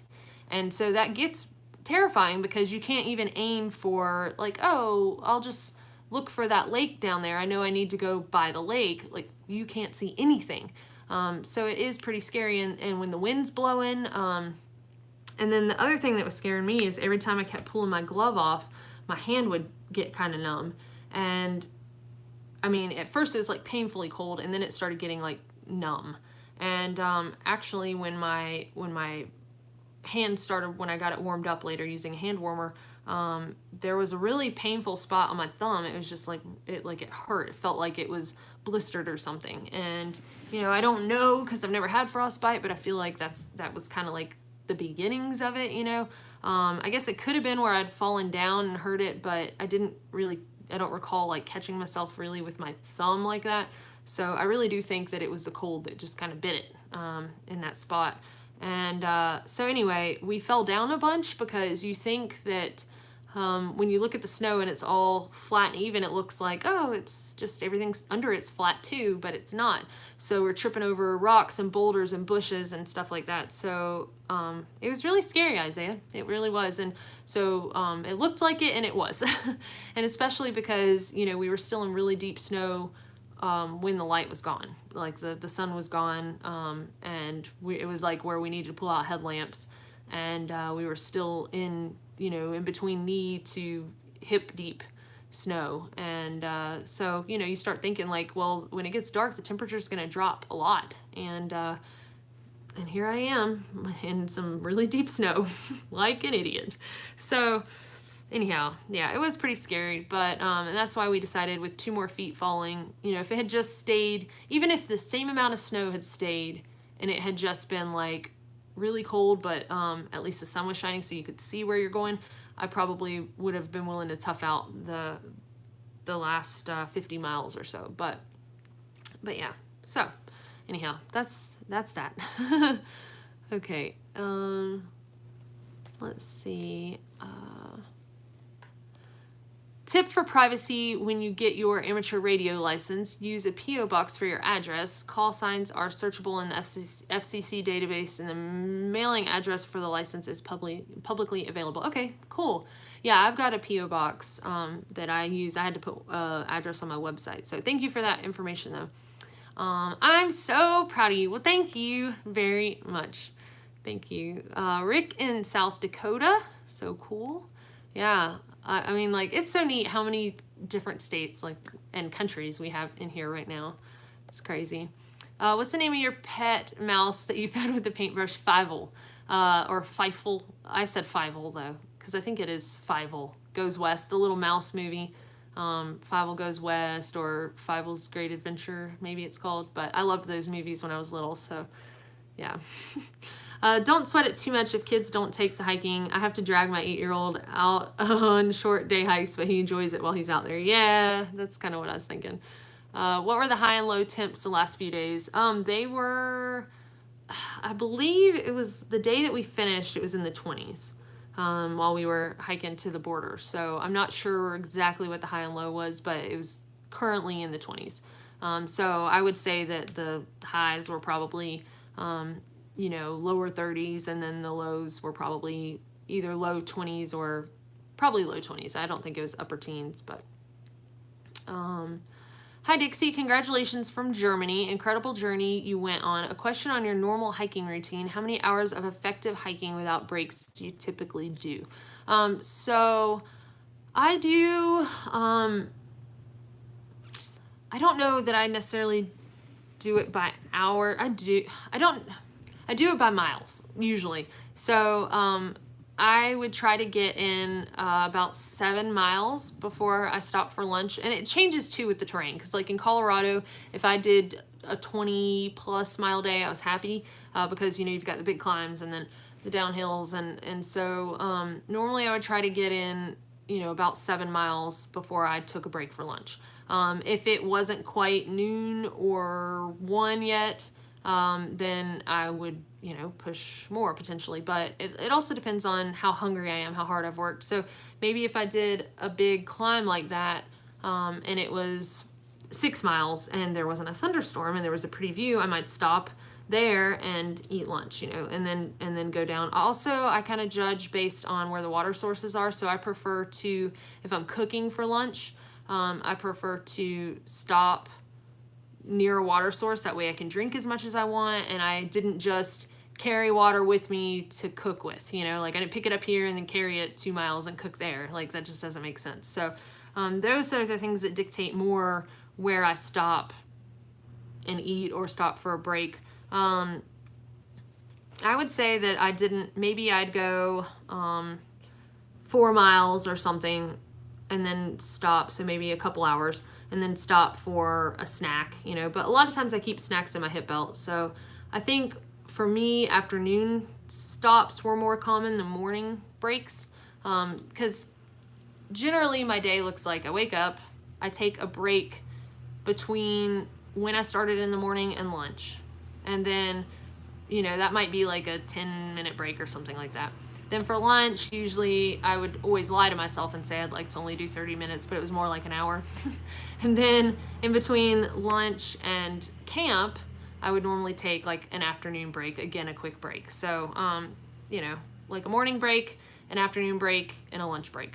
And that was my schedule. That was my schedule also through the Sierra Nevada when I was hiking with the fellas that I hiked with there. So, but yeah, so it's not so much hours. It's more like, what's the terrain like?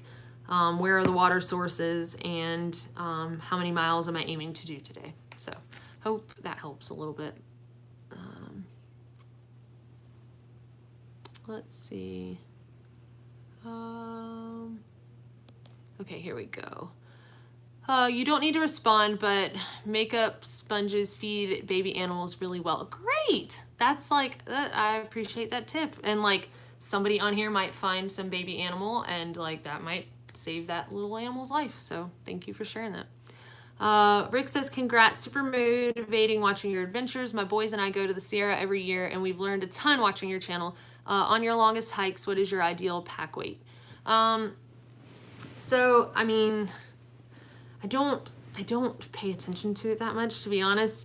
The pack weight, yeah, somebody was asking that earlier, like what was my base weight for all of the trails, and I honestly don't really remember. I would say that if I could have my pack be, you know,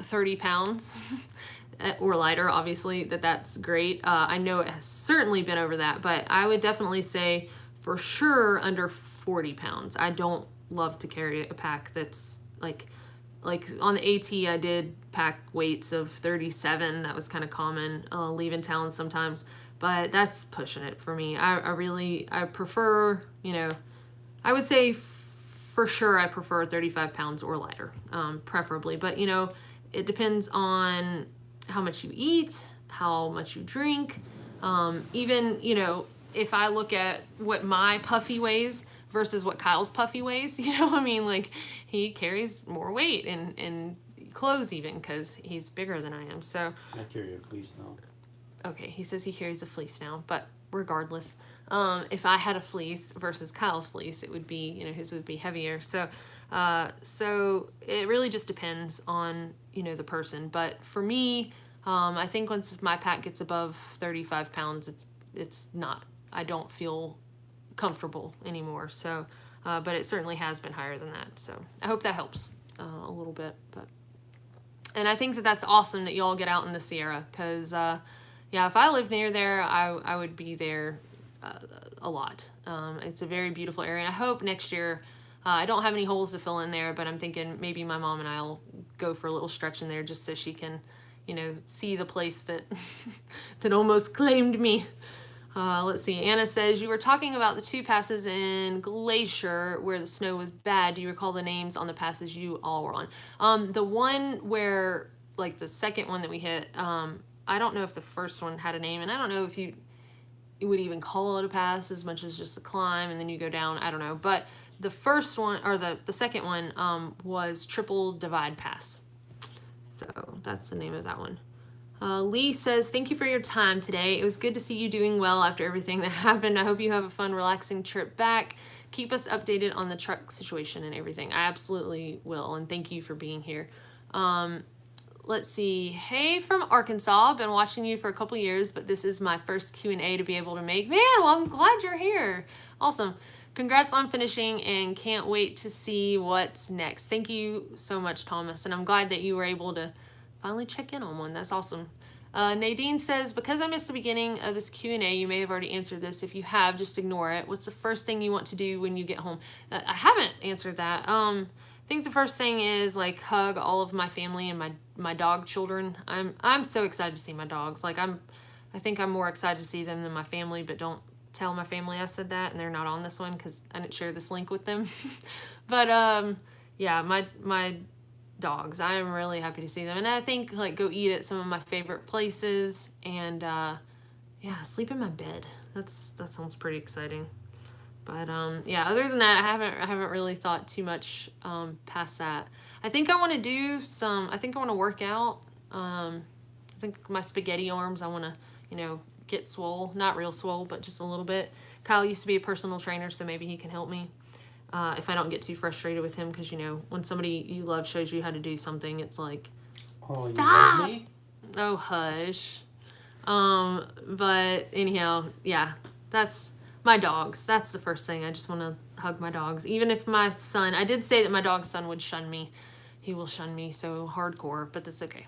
I still love him, and I know he loves me, so. Ann says, Mark says that if Kyle would be willing to answer, want to know why you switched to a fleece. Come make yourself visible. No, I mean, I just think it's safer than down. Okay. Come here. He can answer, and he is willing to.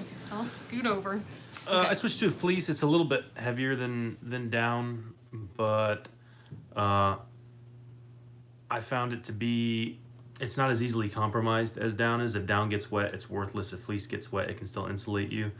And I found myself in enough bad weather situations on the CDT, and the at the end of the PCT, yeah. And quite a few times on the AT. The AT was, I don't even reference the AT anymore because I was so far out of my depth on the AT with my gear and like my preparation for it that I just it's more forgiving too, because like the rain isn't all dangerous. You have more chances to get out of trouble on the AT because their civilization is never that far away. Yeah.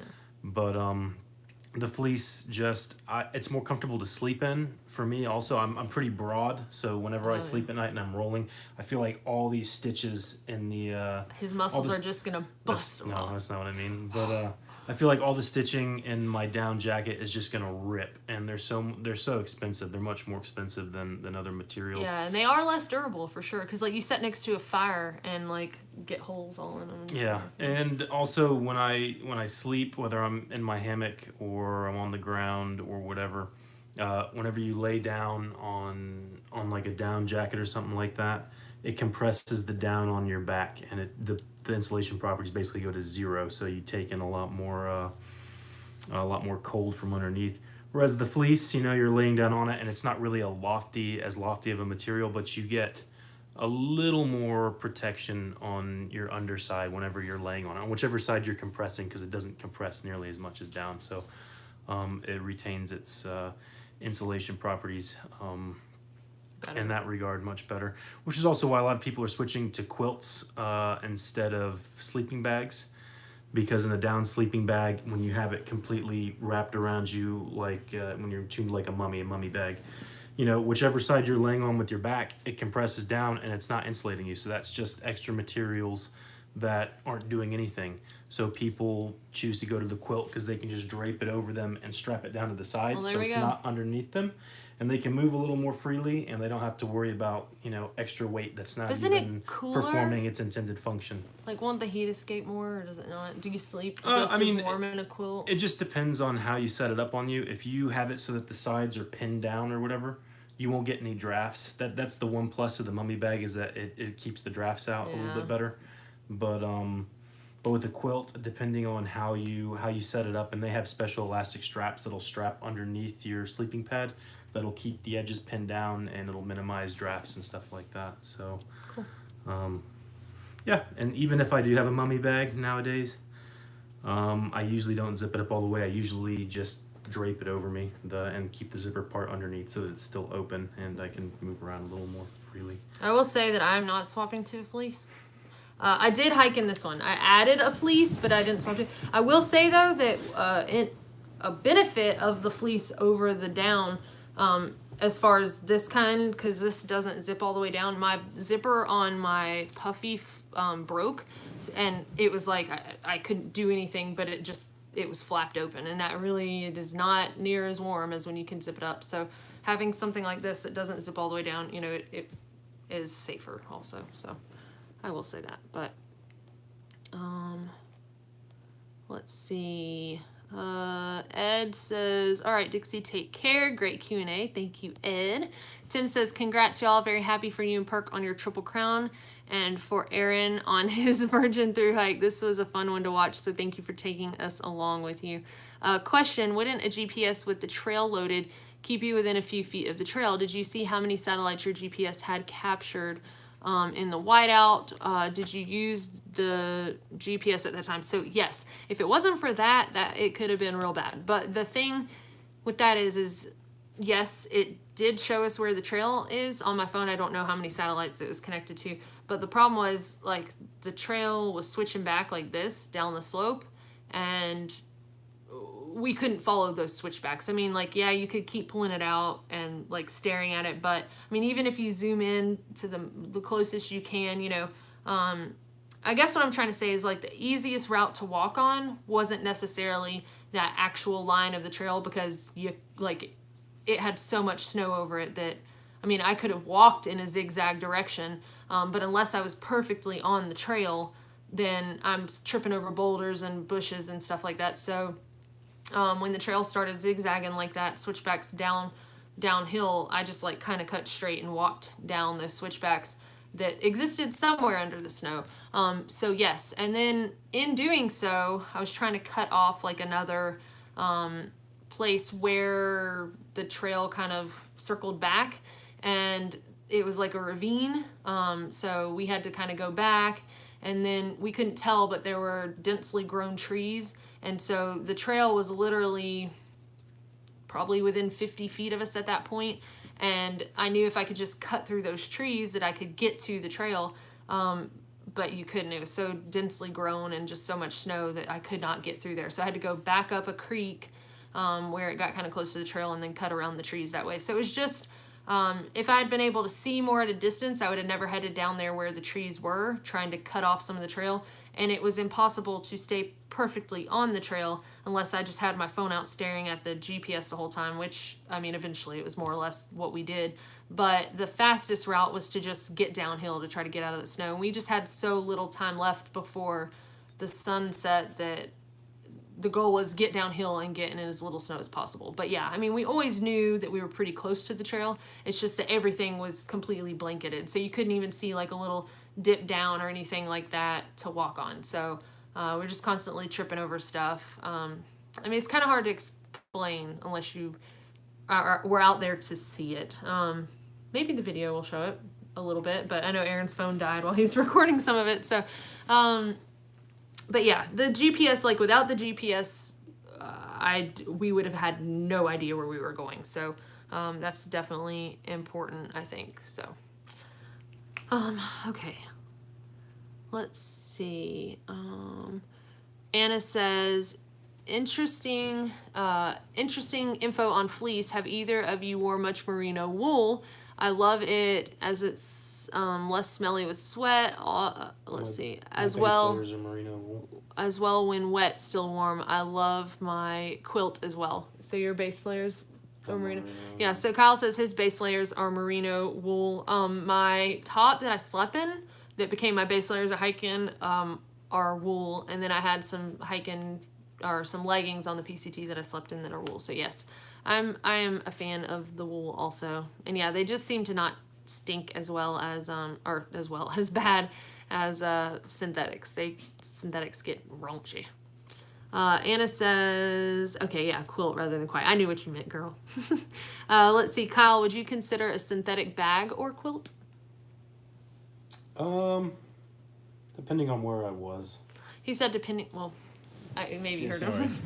Depending on where I am, I'd probably consider that.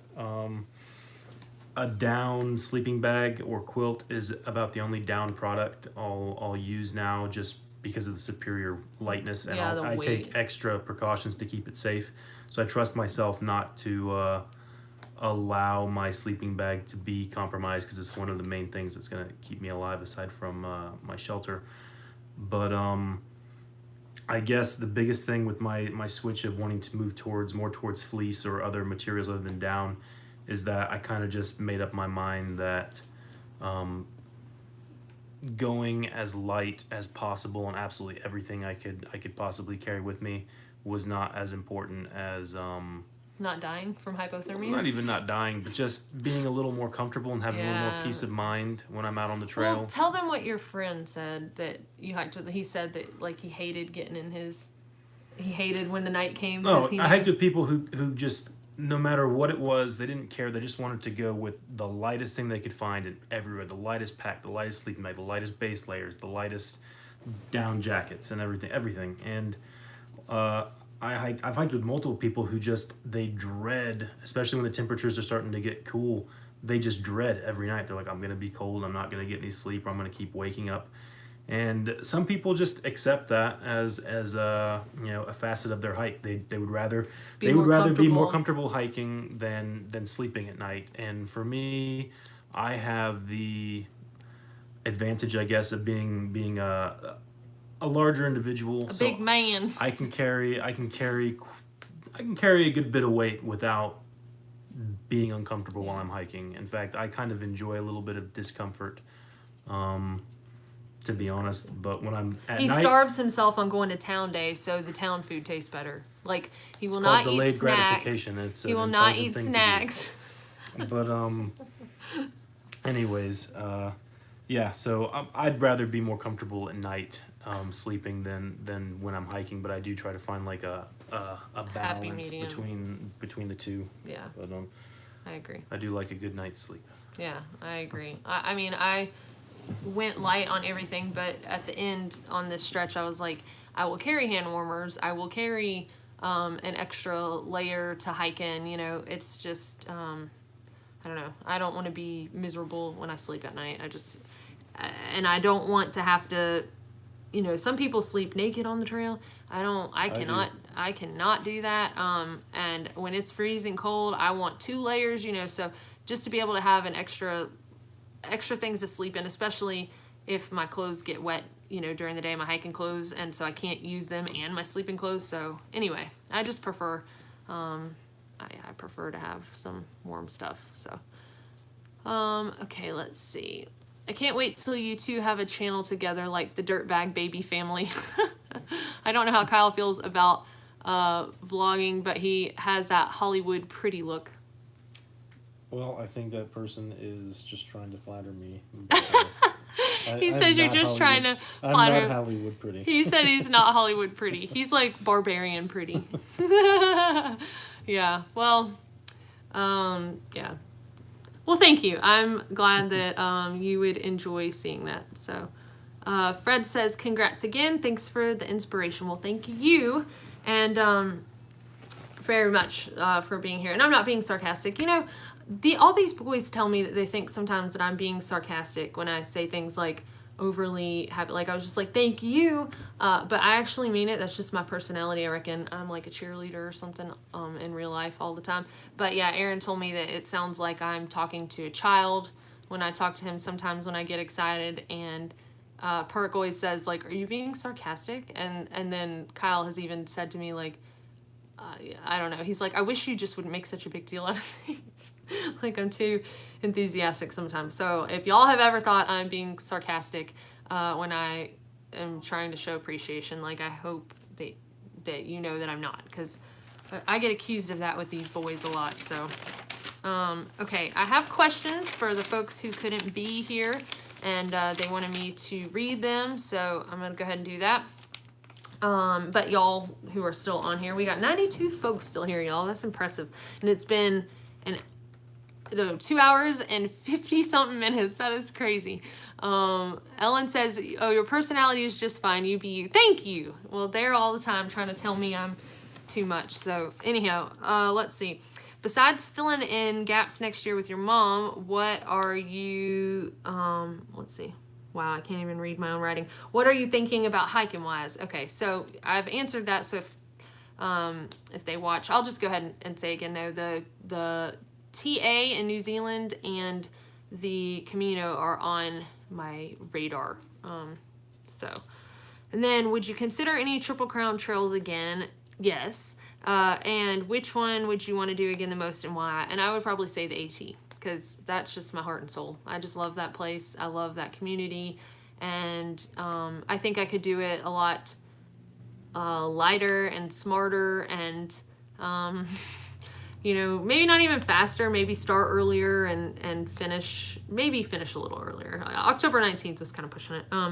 But yes, my first pick would be the AT, then probably the CDT, and then the PCT.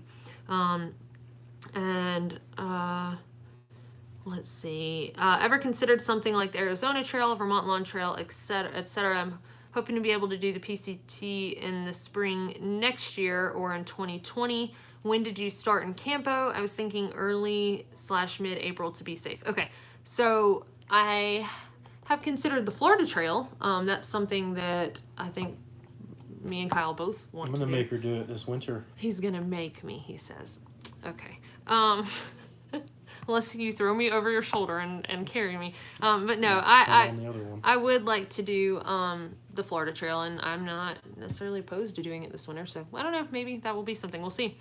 Yeah, that's something that I've thought about. The Long Trail, the JMT and the Colorado Trail, I feel like I got a pretty good taste of those by hiking the AT, PCT, and CDT. So, but for your next question, well, congrats on potentially doing the PCT in the spring next year or in 2020. And I started April, let's see, I get these confused. I started April 3rd on the PCT. But then I took like 17 days off, for going home for graduation, and I went deep sea fishing with Kyle, and we went to trail days in Damascus and all that. So, unless you are thinking that you'll have that much time off, mid-April, would be about the same thing as starting in early April and taking that many days off. Thoughts on the GDT? So I'm thinking the Great Divide Trail. To me, it is the most beautiful trail. So I don't know if you meant the biking route or what. So I specified on that comment on Patreon, so I'm sorry I can't answer fully. If you're talking about the biking, I don't think I will do that one anytime soon. I would do, probably, I am interested in a biking trip though, so that's not something that's, that I'm not considering, because that would be exciting, I think. But I don't know what trail I would do. But anyway, so if you could specify more on that, on the comment, I did comment a question to you. So, and let's see, somebody up here asked a question. Let's see. Oh, Tabitha says, we are grateful for your enthusiasm. It means the world to us. And don't change Dixie no matter what those boys say.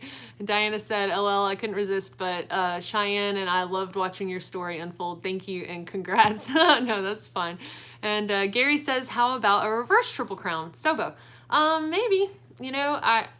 I don't know if I'd want to do the AT Sobo, though, because I just love finishing Katahdin as the grand finale. But, and actually there's a question on that. Let's see. What kind of climb is Katahdin? When is the best time of year to do it? Like they were asking, mid-October is probably a little late. And yes, I would say that I would not recommend. I mean, people do it. People even do it in the winter. It's going to be more technical then, because you're going to have ice and probably need like crampons and ice axe and all that. I would say that the best time to do Katahdin would be, it opens usually June 1st or after Memorial Day weekend, and then is opened at least till October 15th usually. I mean, unless they get some crazy dumping of snow or whatever. But so I would say, probably somewhere right in the middle of that. In June, I assume that maybe it'll still have some snow and ice. I don't know. But maybe late June even, or July. I would say July, August, September are pretty safe times to do Katahdin. And it is a climb where you will use your hands. They do have rebar in the rocks. You will be, pulling yourself up. I am very happy that I had people around me to help me. It was a very windy, cold, snowy, icy day. It wasn't actively snowing on us, but there was snow everywhere. So, and then there are places where you're basically like boulder hopping. So it is an involved mountain. It's not a mountain that you're walking a very clear, 3-foot wide path to the summit. That is not Katahdin. But it's not so treacherous that, I think that it's like impossible to do. So, or, extremely dangerous or anything like that. And if you decide it's too much, you can always turn around and go back, I think, and in those times there will be a lot of traffic on the trail. You're not going to have to worry about being stuck out there. Nobody knows that you're there or anything like that. So, and people are very helpful to one another out there. So, but okay, let's see. Got some more questions here. Isaiah wants to do the Katy Trail in Missouri on bike. Awesome. That's cool.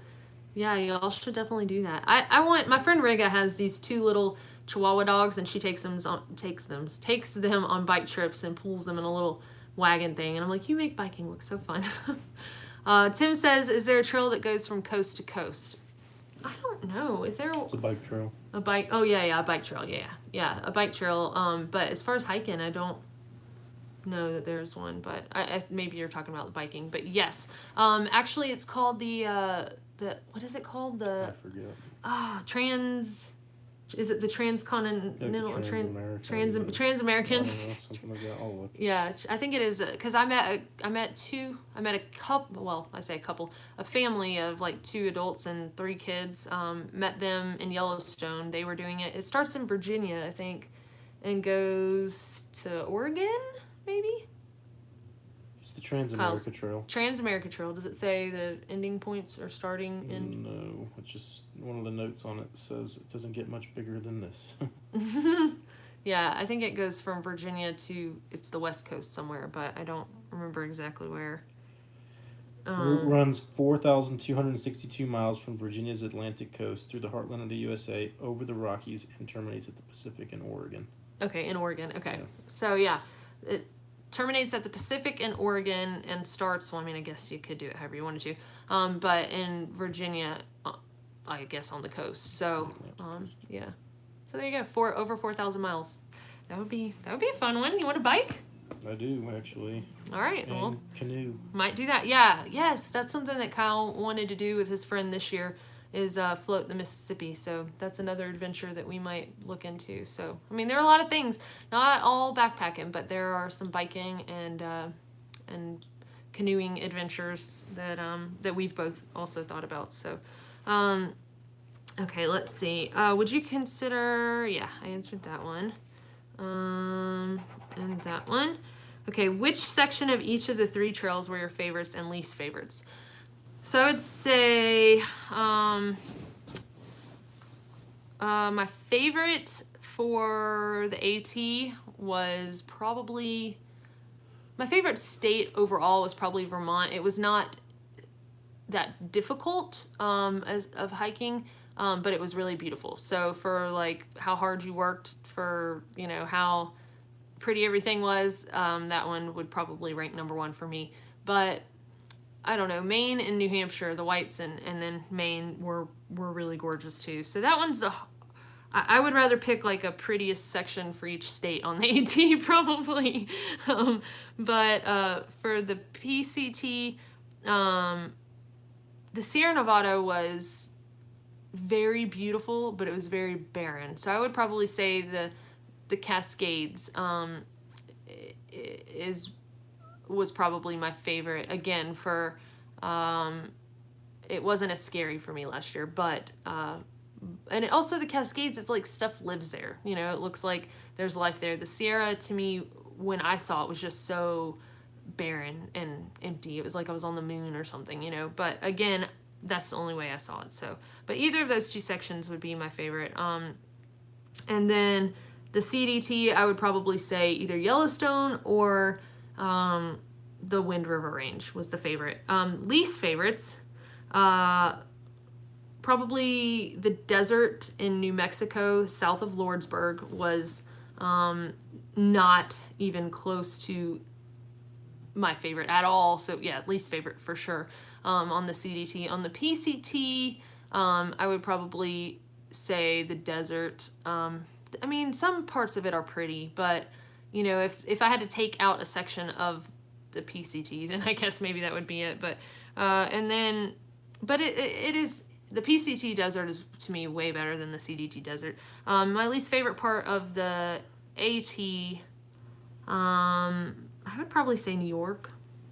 Yeah, probably say New York. I mean, not that I didn't like it, but you know, if I'm having to pick like my least favorite, then I guess those are. Kyle says he loved New York, but I mean, it wasn't bad, but like. Harriman State Park is gorgeous. Oh yeah, it is. Harriman State Park is pretty. Well, what's your least favorite part of the AT? Georgia? Maybe Georgia. I don't know. You know, that's what I'm saying. It's hard. New Jersey. New Jersey? Really? See, I thought New Jersey was the pretty. whole state of New Jersey. I'm just kidding. He's kidding. I don't know though. That's what I'm saying. It's hard to pick the least favorite. It's for me on the AT. It's hard to say the least favorite. I said New York because it was pretty dry there. Most of the water sources were muddy instead of like well flowing. So, you know, it's very subjective to like what your experience was. I think it's hard to tell. So let's see. Gary says I-80. I think in reference to that trail. Great. Speaking of coast to coast bike trails, don't you have two AT friends who are traveling on one? How are they doing? Okay, so you're talking about Mountain Goat and Rebel Yell. So Mountain Goat ended up bailing out on the third leg. So they were doing the triathlon of adventure, which was they were biking from St. Augustine to San Diego, and they did that. Then they thru-hiked the PCT northbound. They finished, and then Mountain Goat got the opportunity to go to base camp in Everest Base Camp. And so he had to, like, he couldn't do, the third leg of the trip was to bike to the Mississippi and then float the Mississippi down. So he ended up going to base camp, and then Rebel Yell said that he and his now fiance, he proposed to her on the PCT, that they are going to float the river, you know, float the Mississippi some other time. And he is biking back from Washington to Pennsylvania, as far as I know. So, so yeah, the third leg kind of fell apart for them, but they're both on their own adventures, you know, still continuing the adventure after the thru-hike anyway. So, but yeah, it's my tramily. Let's see. GDT is the continental divide between Alberta and British Columbia. A better trail for a Mountain Goat, not a bike. Okay, well, there we go. I did not know. Because I thought the Great Divide Trail is what they call the bike path that Ellie hikes, or the Dirtbag Baby. I thought that's the path that they did, but okay, well, there we go. Fred says Pennsylvania rocks. Literally, yeah. I didn't mind it. It was like the last 15 miles. Pennsylvania wasn't even that rocky. And then you get up to New Hampshire, and I'm like, people complain about the rocks in Pennsylvania? Like, New Hampshire is just, like, rocks everywhere in the whites. But let's see. Hiking coast to coast. American Discovery Trail. Yeah. There you go. Yep. Okay, do you plan to put your passion for the outdoors? Okay, so yep, that question was asked. When did you run into the crowd of fellow CDT hikers in East Glacier that Patches posted on Instagram? So Patches is the girl that I hiked with for a spell in the basin, and then I saw her again here towards the end. She was like right at the end, finishing at Chief Mountain. She had like 26 miles to go, and I ran into her in East Glacier. And so that was before we hiked out of East Glacier to continue north, before we got into all that snow, is when I ran into Patches. And so, yeah, she blogs and she posts on Instagram and stuff. So I want to say it's like Patches Hikes or Patches THRU-HIKE or something like that. So if y'all want to look at her Instagram. But so anyway, yeah, there were several hikers from this year. It was like the most I have seen in one town. It was pretty cool. I'll post the picture eventually, but it was just like 1, 2, 3, 4, I don't know, like 7 maybe hikers. Some had already finished, some were heading in, some were just at different stages, but East Glacier was like the main thing still open, so we were all kind of huddled up there and got a picture together. So and did you cross paths with Anish? I don't know if I'm saying her name properly, but some people say Anish, some people say Anish. So anyway, it's Anish, and she's one of the ones that does like the FKTs. I don't know if she's still, so I guess she doesn't hold the AT, but the PCT, I think she still holds the unsupported record on that one. And what was she doing this year? Was she trying to do a calendar triple, or Calendar triple, yeah. did she do it already? Should be about to finish, if not. Okay. So anyhow, she was doing a calendar triple crown this year, which is insane and awesome. And I guess, you know, for part of it, she would have been on the CDT. But no, I never did cross paths with her. And I don't know anyone that did. But, you know, depending on what time she went to what sections, she might not have. So, okay, let's see. Okay, have you checked out Fight For Together?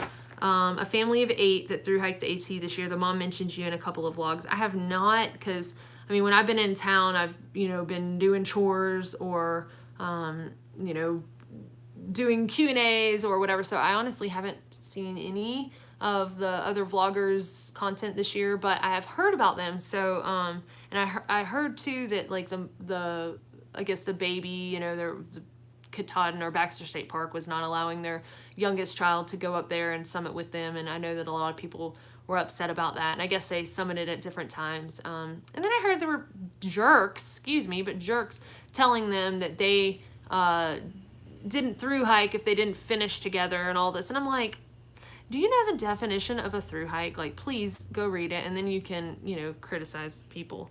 But anyway, so I have heard of them, and I heard that they had a really good channel and some really good content, but I haven't seen any of it myself yet. But you know, now I'll have time to check out some of that stuff. So, and I think that's really sweet that several people have mentioned to me that she talks about my channel and stuff like that. So I really appreciate that, and yeah.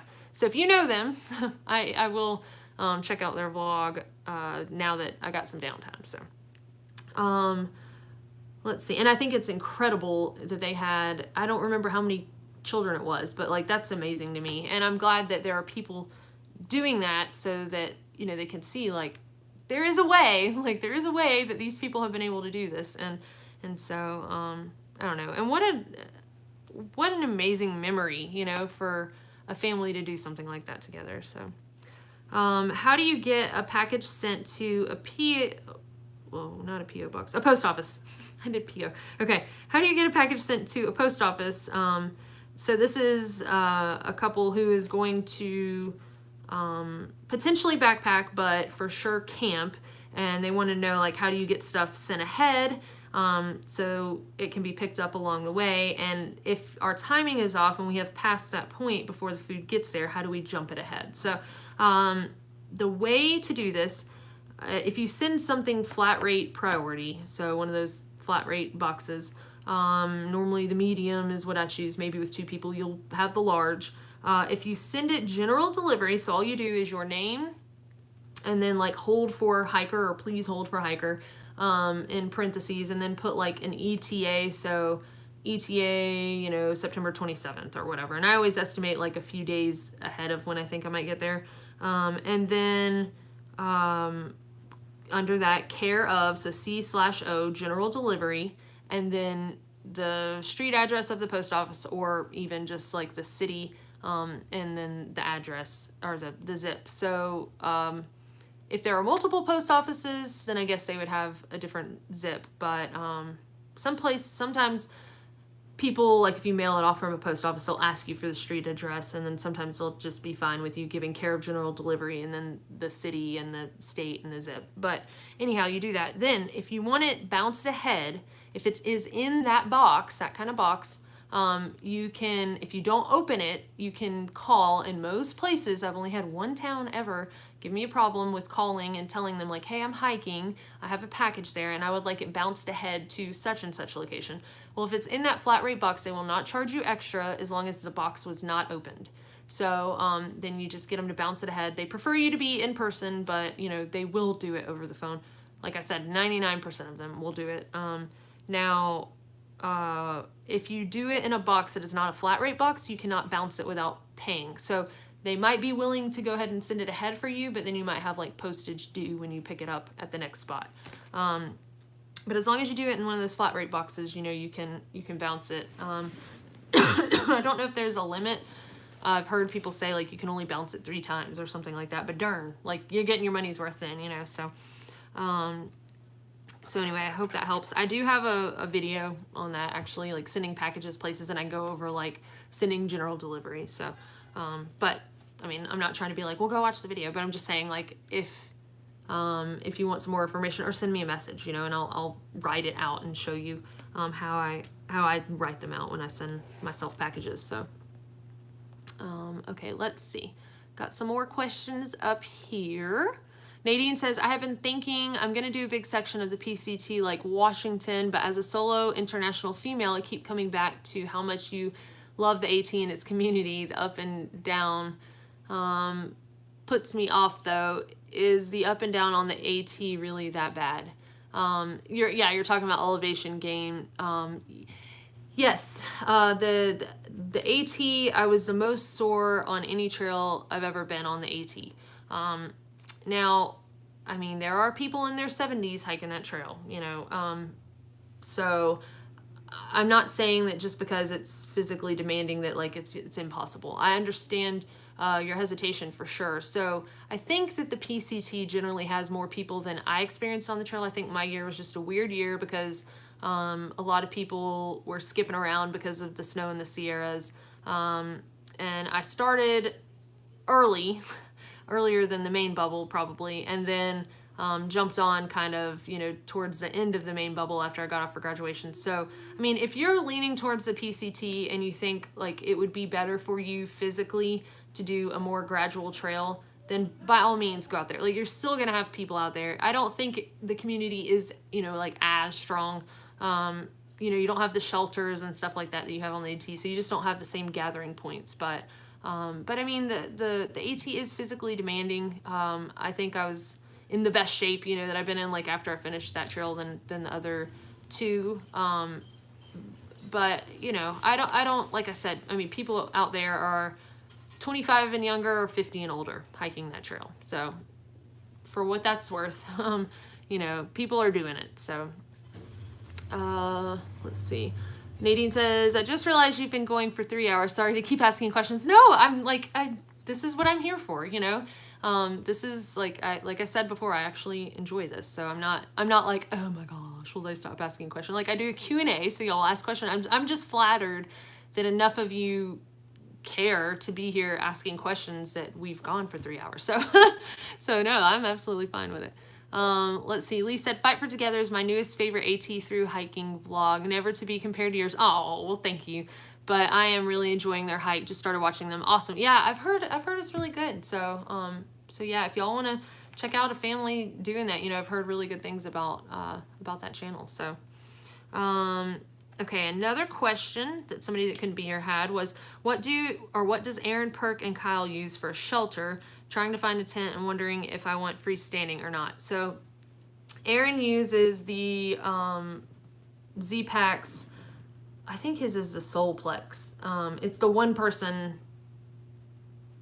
so it's not the duplex. I think it's called the Soulplex. I'm pretty sure that's what it's called. But anyway, so his is a Z-Packs like mine that sets up with the trekking pole. And then now I will say for the duplex, and I'm sure probably for the Soulplex too, you can get poles that make it freestanding essentially. So there is that option. And the same thing for my duplex. I actually used that when we were in Hawaii. We were camping on the beach and it was so sandy and there weren't rocks to like weigh down the trekking pole or the stakes. So I had that pole, those tent poles, so that we could set up the tent and it would be freestanding.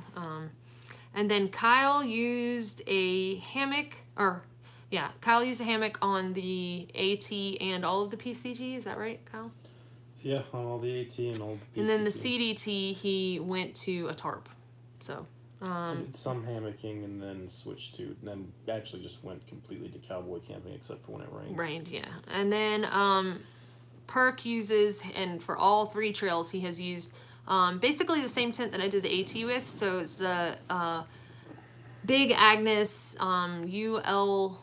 Mine was the UL2, the Fly Creek UL2, so that means Fly Creek Ultralight 2-person. Perks is the Fly Creek Ultralight 1-person, so his is the UL1.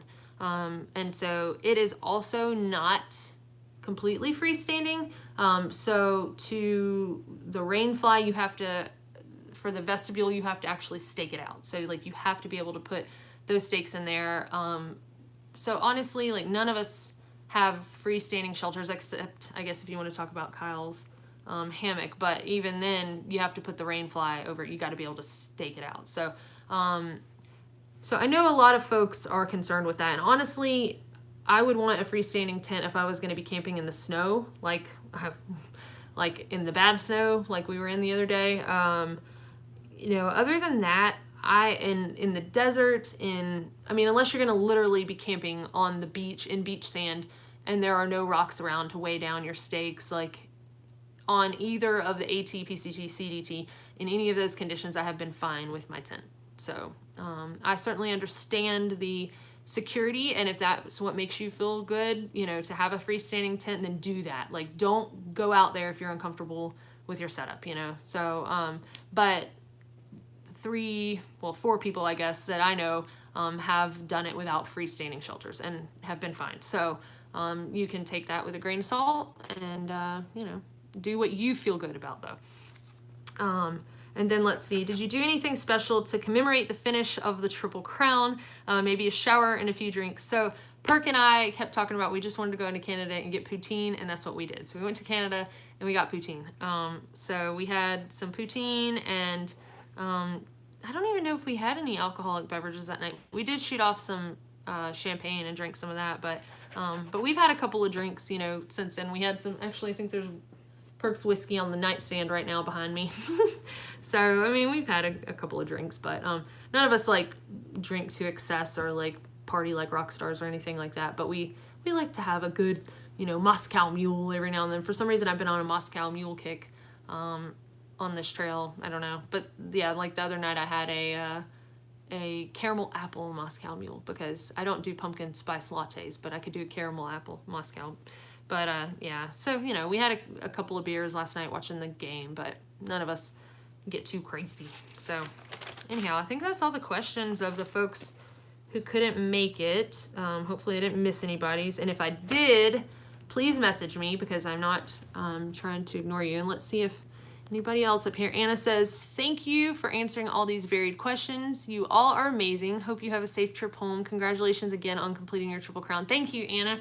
And thank y'all so much. Let's see. Fred says, still eating the chips.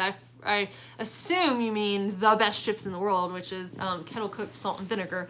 And yes, I want those, but I'm really trying hard now that that the trail is over. I'm trying to not be too unhealthy. So I say that, but I had Burger King for breakfast this morning. So, and but I think for dinner I'll have, like, I don't know. I normally do like a hamburger with no bun, just because I don't know. I don't like to eat a whole lot of bread.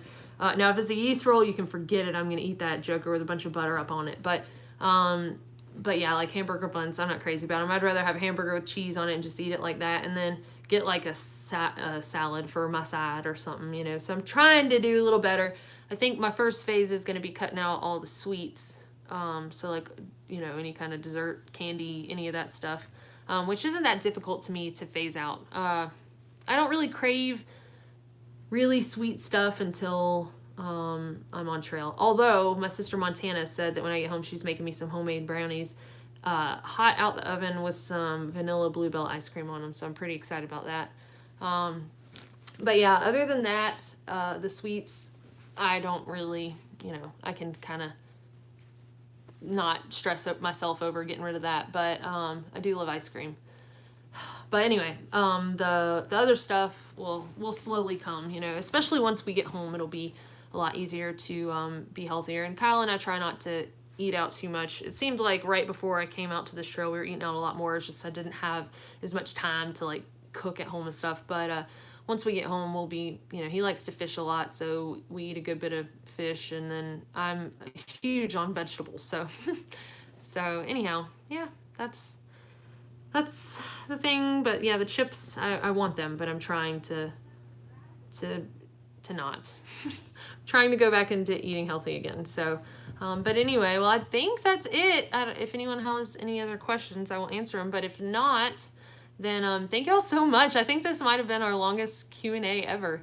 Let's see, we got 3 hours and 23 minutes. That is awesome.